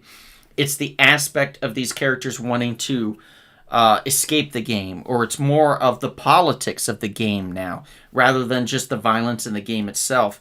It's the world around the game, outside of the game, the people trying to find the island where the game takes place. The winner of the last game having to... Wait, are you talking about Squid Games? Yeah, having to be re-enrolled back into the game in order to try to stop the game. All right, so we're going to talk when you finish it because I have an issue with how it ends. Okay. All right, when I finish it, we will talk for Yeah. sure. But I guess it ends for a particular reason because they knew that the season 3 was coming, so it ends for that reason. I don't know. I do know that Adam, who popped on earlier, I was talking with him, and he loved the ending of episode 7 for season 2. So I guess it's pretty polarizing as far as what people enjoy and what they don't. But I'm excited to see where the end of season 2 leads me, and I'm excited for season 3 when that comes out in June. Yeah, I really did enjoy that they created new games instead of having the same games again. I think that was the smartest thing they could do. The fact that they let us in with that first original game with the robot lady and the eyes and stuff, and him gaining the trust of everybody. I don't want to talk about too much because it's still kind of new, but the fact that he was kind of like a war general, that was kind of cool. Yeah. Yep. All right, but that's all we're going to talk about on that. Yeah. All right, can I talk about Shogun? You could talk about Shogun, absolutely. Was that a movie or a show? It was a show. It was what I think is the best TV show on TV this year. I believe IMDb ranked it as the best television show as well. Yes, it is. It's been sweeping the Golden Globes and the Emmys, and it's basically Game of Thrones in feudal Japan. Is it dubbed or is it It is in subtitles. Fuck off. It's only about 80% Japanese. The rest, there's some English in it. Have some respect for other languages. It was set as... Oh, okay. Everything that's produced in America isn't dubbed for other countries? You watched Squid Games, and that wasn't dubbed, is it? Oh, it's dubbed as a motherfucker, sir. Let me tell you. Yeah, Good. Because I watched the first episode where it wasn't dubbed, and I was like, who are these people? Because I realized I watched the whole season 1 dubbed. My eyes aren't great. So watching the TV and reading the subtitles, I have to wear glasses the whole time. And then if I get a text message or something, I got to take my glasses off and look at my phone, and it's just I don't like it. Is there a way to increase the font? No. What you could do, but if you really don't want to read the subtitles, you could do the thing for the blind people and add that to it. Where it reads everything. Where they describe to me everything that happens? Yeah. Thanks, Chris. I appreciate it. It gives you the word. Yeah. Thank you. I appreciate that. Adam popped back in. He says, woohoo, it was cool. So he did like the end of season 2. Next season is going to be great. Can't wait for that, says Nezzy. Yeah, I think she's talking about Squid Games, Squid or Games. Maybe she's talking about Shogun. Is Shogun getting a season 2? Yes, it is. Okay. It wasn't Shogun's supposed to on my because it was only based on a book, and they ended it. But it was such good, blockbusters, so good ratings and viewership that they brought in a second. FX or something. FX, yes. Yeah. They brought in a second season to it, so we'll see where it goes. How'd you feel about House of the Dragon, Chris? The season 2. I thought it was better than the first season, but a lot. Yeah, but nobody watched it. Nobody watched it, yes. But I thought it was very good, and I thought our awesome 35-minute dragon battle was fantastic. Mm-hmm. I didn't watch it. We got a couple dragon battles, so that was pretty cool. So season 3 will probably be the last one then if it didn't do that well. They'll probably wrap it up then next year. Yeah, I don't know, because they're still making other spin-offs and stuff. Dunkin' Egg comes out this year, so Right. That's Dunkin' Donuts, Chris. it's not called Dunkin' Egg, but it's based on the book Dunkin' Egg. It's Based on the book Dunkin' Egg. Yeah, it's what's it called? Night of the High Republic, or not Night of That's Star Wars. yeah, Night of the Seven Kingdoms or something like that. Yeah, I think it's called that. No, I think it's called A New Hope. I have a. We'll talk about that later. They have Game of Thrones, The Empire Strikes Back. I think that's what it was. Well, speaking of Star Wars, have you guys seen Skeleton Crew yet? I saw the first 2 episodes. Yes, I've been watching it religiously. It's great. It's I love the that it's basically like Goonies in space space. pirates. I think it's awesome. Yep. It's basically Goonies in spaces. Yeah, it really is. It's the best thing Star Wars has put out in a long time, And nobody's watching it. and nobody's watching it, and it's a shame because it really is really freaking good. I don't know about the best thing Star Wars has put out in a while. I still think Andor's better, but Andor's good, but Andor required 3-episode payoffs, so you had to watch it in chunks of 3 in order to actually enjoy it. Where Skeleton Crew, you can pop in and watch 1 episode and actually enjoy the whole episode. You know, that's a big difference for me. Plus, Andor, we know everybody's gonna fucking die, so it's kind of depressing. Whereas Skeleton Crew, we don't know what's gonna happen. Not yet. So Not yet. it's... I love Nick Frost's like pirate. Like Oh, yeah, pirate, he's cool. The droid. The Yeah. pirate droid is a great, Yeah. great choice. Great choice there. I really enjoyed that. Yeah. And what's his name? The dude. Jude that- Law. Thank Jude Law. you. Jude Law. I was gonna say British guy that everybody used to like. Jude Law. Yeah, Jude Law. Just owning the fact that that he's got the dad vibes now. Is working it well. Like he's doing really well in this. Is he a Jedi? Is he not a Jedi? How can he move shit? How can he grab? Is there metachlorines in this man? Does this man got how many metachlorines you got? Jude He's Law? not a Jedi. How many metachlorines do you have? You don't know that, Kevin. You can't say. By the way, in real life, he has 7 kids. Can you believe that in real life? Jesus. Wow. Man. Mr. Can Sean, we- don't complain to me about my eyes, sir, when I don't complain to you when you can't hear what I'm saying. There we go. Can we talk about what my favorite show of the year was? I thought you said it was Shogun. No, I said that was the best show of the year. Oh, okay. That's true. There is a difference. Again, between I best have a and favorite. difference. Just like That's you. true. No, Okay. you're right. There is a difference between best and My favorite Go is a ahead. Bill Lawrence show called Bad Monkey. You Oh, I thought think that I've was heard that one. that's your best show? Your favorite That's my show? favorite show of the year. Really? Yes. Oh, come on. Yes. I don't No. know. I It's really certainly enjoyed it. It's certainly entertaining, but there's a lot of like unnecessary things going on in this show. I don't know. I loved the show. I don't know. I'm a huge Bill Lawrence fan, and I loved it. I mean, I think Shrinking is a better show, but I like Bad Monkey more. That's where I'll disagree with you. I will say that Bad Monkey is a fun show, but Shrinking is a better show, all around. And I'm gonna bring up Shrinking and put that next to it, so we have kind of a comparison. But I mean, it was a year of Bill Lawrence, and it was so much so that I went back and rewatched the entire series of Scrubs this year because of it. I did a Scrubs marathon with my old roommate a while back, and because they were doing it. It was like on TBS or some shit. I can't remember what it was. But after the marathon of like just one day's marathon, we never went back, and I have never watched it since. So all of it is good except for the last season. The last season's terrible.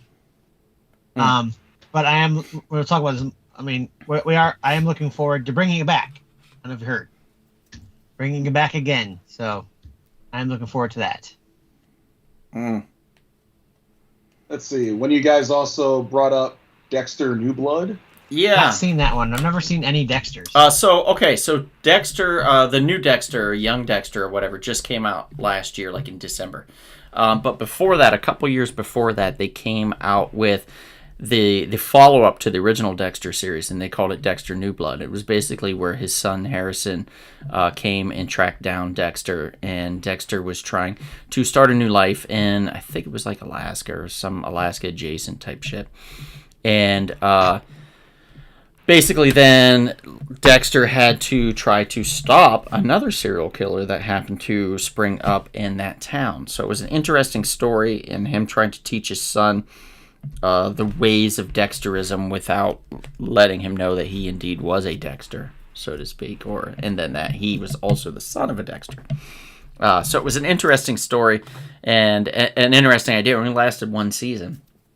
And at the end of the season, there was this very traumatic thing that happened, and it made you think, how could they continue on with any other Dexters? So they pivoted and they went back in time to young Dexter, which Now, is supposed to be very there- good. Isn't there a new? Now there's another one coming out. And now they're working on another one. I don't know how they're going to make it work based on how New Blood ended. So Well, I think it's still a prequel, but a sequel to the last one. if it's But it's a grown, but he's a grown-up version Stark or something. I don't know. okay, then that's different than what I was told, because what I was told was Michael C. Hall will be in it as Dexter himself, and it'll Yes, be I think picking he's up where playing, New like- Blood left off, is what I was told. Oh, maybe that's the case. But I don't know. I mean, I could be wrong too. But anyway, I don't know. I've never seen Dexter, so I'm not I sure. watched New Blood this year, and then I actually got to chase Clancy around at this event for charity that we both worked, and pick his brain. Clancy's favorite season of Dexter is season 1. Interesting enough. My favorite was season 4. And I know he was probably looking for me to say the season that he was in, but I was like, no, it's not. It's not. Season 4 is the best one. And I explained why. And then he understood, and I understood why he liked season 1, because it's the introduction of everything. It's oftentimes you can't have a good culmination of something without a really solid start. So it's why when people say The Empire Strikes Back is better than A New Hope, a lot of people that love A New Hope will argue, well, you would not have The Empire Strikes Back if it wasn't for the greatness of A New Hope. So Yes, that's true. There's that kind of argument, the chicken or the eggs kind of thing, I guess. Yes, if he pointed out that he was a Dexter, would that make him a Point Dexter? Yes, it would be. Yes, it would, Sean. Absolutely.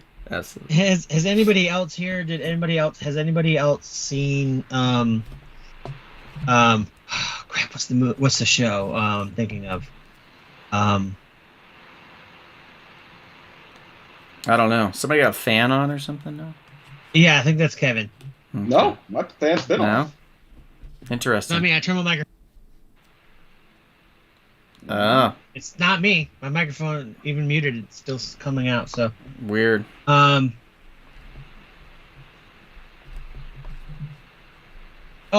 you guys? Anybody here seen Fallout? No, I haven't seen it yet. It's based on the video game, right? It is based on a video game, and it has probably my favorite performance of any TV show this year by Walton Goggins. Yes, I've seen it. And I thought he was I bet he'd been a huge fan of him since The Shield, but especially in Justified. But he was fantastic in Fallout. I thought it was a really fun show. Fallout. Yeah, Fallout was great. Let me see if I can pull up the picture. It was a lot of fun. It's funny. It really showed me. This is the second time he's played a character without a nose, and I'm like, if he doesn't get to play Skeletor, I'm going to be pissed. And sure as shit, he He's doesn't. not playing Skeletor because Jared Leto's playing Skeletor. Yeah, I know, and I'm like, son of a bitch. But Jared Leto also played a guy that didn't have a nose when he was what's his name? The Living Morbius, the Living Vampire. Yeah.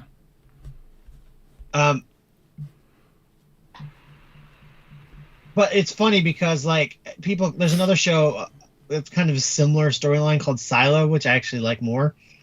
Because I read the book. And so for me, it's like a It's called book what? reader thing. Silo? Silo, yes. It's basically about this community where basically it was an atomic wet winter because of war, and so you couldn't live outside, so they created a civilization in missile silos.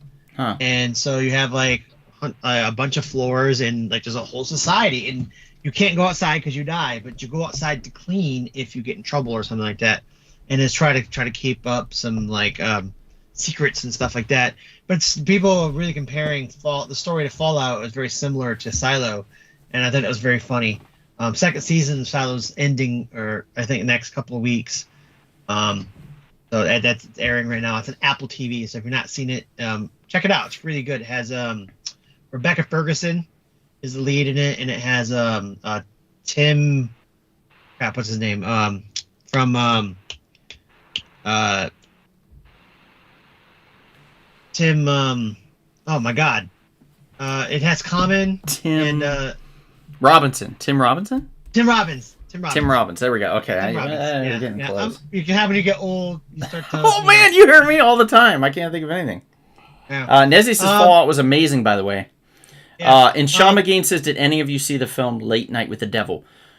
I saw wasn't it. sure if I should, honestly. I saw it. It's really good. I love, like, it's a different take on found footage horror, and like I did a few things practical. I saw it with my friend Howard, and we both got a huge kick out of the movie. And I really enjoyed it. I'm not a huge horror fan, but I enjoyed this movie a lot. It's not super horror-y, so you might like it, Donald. Okay. Yeah, it's directed by two It's brothers.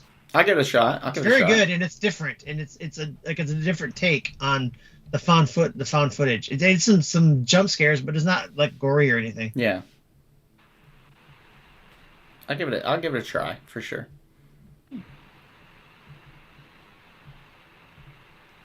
And then, of course, you had two DC shows that I know you two enjoyed. Penguin. Yes. Let's get to that. I haven't seen it. Oh, I thought you did, Chris. Okay. I saw the first episode. That's So we it. can't spoil things, but the Penguin is very dark, but very fun, very good. Just an overall really good continuation of the Batman's world, so to speak, and probably the best part of it, to be honest. I heard the standout from the show is Christy Milioti, or Milioti, is that her name? The mother from How I Met Your Mother. I don't know, the crime lord's daughter. Oh, yeah. Like I said, I've only seen the first episode, so I can't say. But everyone's talking about. I think it's Colin Farrell, man. Like He did. I think he won. Did he win? I think he won a Golden Globe for it. Did he? Because he remember. should have. If he didn't, he should have won a Golden Globe for sure. What was the other series, Kevin, you were talking about? Creature Commandos. There we I go. haven't seen that one either. That one's, I'll start to watch an episode and I'm like, why do I even care? Like, and then something will happen in that episode and I'll be like, damn, okay. Like, that slaps. Like, they won me over with that one. Like, that's really good. I really like how they did that. So it's interesting. It's interesting what they're doing with Frankenstein's monster, aka Frankenstein.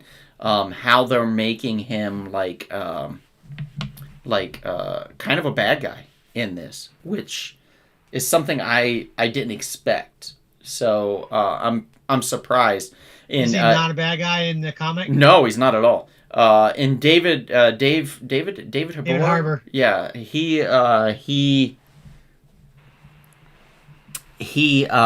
is an interesting choice, and actually I think a perfect choice for the voice for Frankenstein's monster. He does such a good job emoting what the character's feeling and stuff, and I really like Alan Tudyk in it. Alan Tudyk, yeah. Doesn't he play like the skeleton guy? As Dr. Phosphorus, yeah. It's a very good choice there.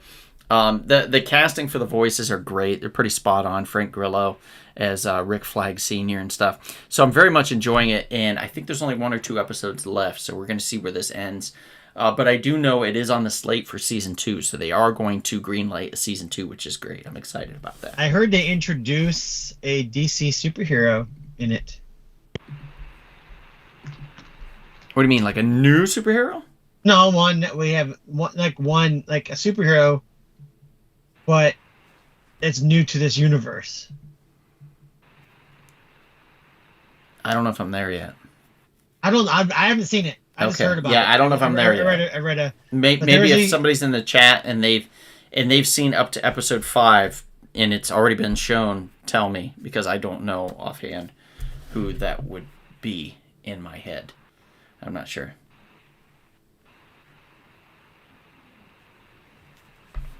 Okay. All right. John, I was thinking of there's another person. Maybe they haven't shown it yet, but I read an article about it. Was it Green Arrow? I mean, I don't know. I haven't seen it, but that's Okay. not who I was talking about. Okay. All right, Sean. I don't know.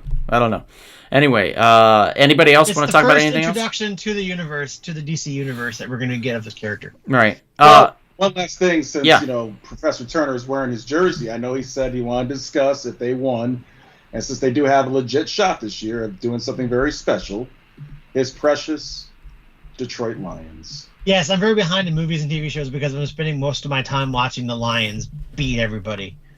Record year most amount of wins in franchise history at 15.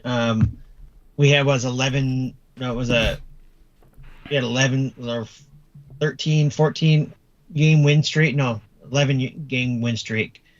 We've broken probably 13 or 14 records this year. First time ever getting the number 1 seed. First time ever we had back-to-back national or division titles. So it's 2024 has been like an historic year for my team.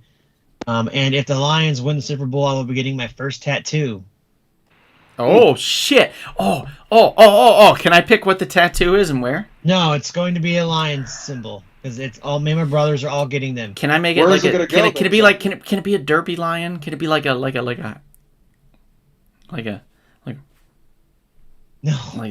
lion? No, it's gonna be the Lions symbol. Can it be I the don't lion? know. Can it be the lion from what is that? What was that? Oh shit! What was the? It was the Zadar's in it. Zadar. What's his first name? The guy that the big jaw and stuff. Maniac Cop. Yeah, Maniac Cop. The guy from Maniac Cop. But it's like American Ninja or something like that. Can it be the lion? The quilted lion that somebody handmade and mounted up on the wall like a lion's head in the I haven't background? seen the movie, so I can't say. But no, it's so going good. to be the Lions. It's so fucking good. The Detroit Lions lion symbol. That's what it's going to be. My brothers are all. We made a bet. If the Lions win the Super Bowl, we're all getting that symbol as tattoos. I don't know where. Kevin, probably just on my shoulder, my arm. But I will probably cry, and I'll take a picture, and I will definitely cry like a little baby. Really? I don't like pain. Like, how much do you not like pain? I don't like any. There's a low threshold for pain. Yeah, but like I feel things a lot more than normal people do. Like my threshold is like 0. I stub a toe and I'm out for 2 days. Yeah, that's You pinch understandable, his arm, he's gonna Sean. feel it. You pinch his arm, he's gonna feel it. Yeah. All right. Well, last thing I saw on the list, if you wanted to do it real quick, was the music stuff. yeah, we had some music come out that we enjoyed, and let's see. Yellowstone. Okay, so Yellowstone. I want to bring up the Northern Boys. Who are the Northern Boys? It's a group of old British dudes that their grandkids wrote raps for them, and they memorized them and then performed them live, and they made music videos and cut CDs and stuff, and they're hugely popular in the UK. And if you get a chance to listen to Robot Man, you won't regret it. Mom, you can't. But if you get a chance to listen to Robot Man, I highly recommend it. It's by the Northern Boys. And when I discovered these guys, it opened up a whole new world for me. So that was part of my musical journey in 2024. There's more, but whatever. Nobody cares. We'll just move on from that. Was Yellowstone any good? The finale? I know one of you put that on. I heard it wasn't good. The finale, I heard sucked. Yeah, one thing I want to talk about it is I didn't like the finale at all. I thought that it was way overrated. Mm-hmm. I mean, I love the show, but the last season just is not good. And then they're spinning it off to another show with the two worst, one of my favorite characters, but also one of the worst characters in the show, the daughter. And it's just like, I was just like, I mean, they could have just kept it off air because I was not a fan. So yeah, it's. I think the new show Landman's way better of a show. I think basically he took all of his energy and put it towards that show and just kind of just left Yellowstone like, oh well, I guess we got to finish Yellowstone because we started it. Because it's just so much more energy and so much just more everything for the other show. I am looking forward to the sequel, second season of the prequel of Yellowstone 1923, however, which comes out. We'll talk about that next week. But the Yellowstone, not a good season, not a good series finale at all. And it was rushed, and it's basically you could tell, oh well, we have to rewrite all this because we don't have Kevin Costner anymore. That's terrible. Yeah, he That's left. Why did he leave, by the way? Because he was making that movie that he was doing, that Western, like 2-part Western that failed miserably in the box office. Oh. And so that was taking all his time. That did terribly. But here's the thing with Kevin Costner Westerns. They always bounce back eventually. Like, people find them and think, wow, this is really good. Why didn't we, do this? Or, why hasn't people seen this? It just sucks because he's one of my favorite movies, and I lost a lot of respect for him for this. Waterworld, one of my favorite movies, and it's funny. I guess Waterworld, futuristic Western, I guess. 30th anniversary this year. I'm sure if they have a 30th anniversary screening, you'll attend it, right, Professor? They probably won't have one here in Houston. Yeah, that's true. Maybe Austin, but not Houston. Yeah. Okay, it's Samurai Cop is the name of it. And I'm going to pull up the picture of the lion, Chris, I want you to get. I'm only getting if it's getting a tattoo, it's going to be the logo. No, now this is what's going to happen, because I have to bring this up, because Mr. Sean made such a big deal out of it. He made such a friggin' big deal out of it. Now I have to show you what it looks like, okay? Getting This a is tattoo of something that's not the logo doesn't make this sense. is the shot of the girl standing by the lion that's mounted on the wall. That is absolutely not what I'm going to have a tattoo Come of. on, please. It totally defeats the purpose Please. of the tattoo. No, you go get a Please. tattoo of it. Come You know what? on. I Look at it. Giant tattoo on your back of it. Look at it. You know what? You know what, motherfucker? If I'm there, I'm going to pay that guy. I'm going to bribe him to tattoo this shit on you instead. Unless you're here at the day of the Super Bowl, it's not happening. I might fly there. Because if they win, we are going right away that night to the tattoo parlor and getting tattoos. If I showed up, you'd shit your pants. I'd be like, I'm a trained tattoo artist now. What if the Steelers met the Lions in the Super Bowl this year? And That's never going to happen, Kevin. I know, but if it did. Like, I've had awesome hope Super for Bowl. Pittsburgh many years. I don't have any this year. Like, It would definitely be the blue collar Super Bowl. I'm happy they made it to the playoffs. That's amazing, okay, given what they've had to work with. But they've shit the bed so much lately that I'm just like, it's over. Like, I feel like they went in reverse. They should have done this earlier. Had a horrible opening and then started to do really well, and now it's gone in reverse and it's just terrible. So it's not going to happen. They don't have the momentum. It's not going to work for them. Okay, fair enough. Now I have to show up just to scare Chris, says Inez. It's possible. Oh, if he showed up, I would just give him a big old I'll hug. consider it because I almost went to El Salvador here next weekend, and we were trying to work out, me and Chris, how I could make it cheaper. And he's like, "Well, you could fly to Texas and crash on my couch, and then fly out from here and save like $400." And I was like, "Done," So I had that. We had that idea, but then I'm not going now. It just didn't work out. Time-wise, the timing was just a little bit off on it, and it just made it hard. Can I get the Lowenbrow logo if he so wants a variant? I'll consider it. Mr. Sean, I'll consider it. All right, but I think it's going to do it, guys. We've been on for a while. This is 2 hours of 2024. Almost. Yeah. We've kind of meandered and yammered on, and I appreciate all of you that have stuck with us.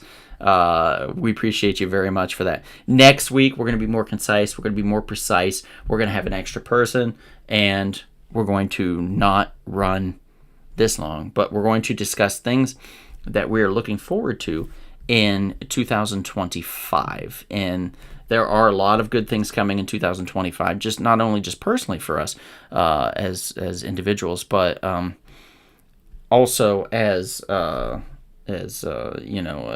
consensus as a whole, for film, for movies, for TV, for music, all kinds of stuff, art, you name it. There's a lot of good things that's coming. So hopefully, cross your fingers, all that stuff takes place. Unserious jibber jabber will take place. Yes, Sean McGee, definitely, we're going to have that. So thank you all for being here. We very much appreciate you. And feel free to like and subscribe and tell your friends about us. That's how we survive, is you telling your friends about us. It can't just be me and Kevin at each of our respective shops just peddling our wares. We need the help of our friends and our listeners to tell people about us if they've enjoyed it. So thank you so much. Love you, Mom. Love you, Dad. Thank you for tuning in, and appreciate you guys, and appreciate everybody else that's on right now. And yes, go Steelers, go Lions. Sorry about the Giants. But, if you're feeling thirsty, perhaps you should dive right in and have a vintage, traditional, but never antiquated Rumble Pop.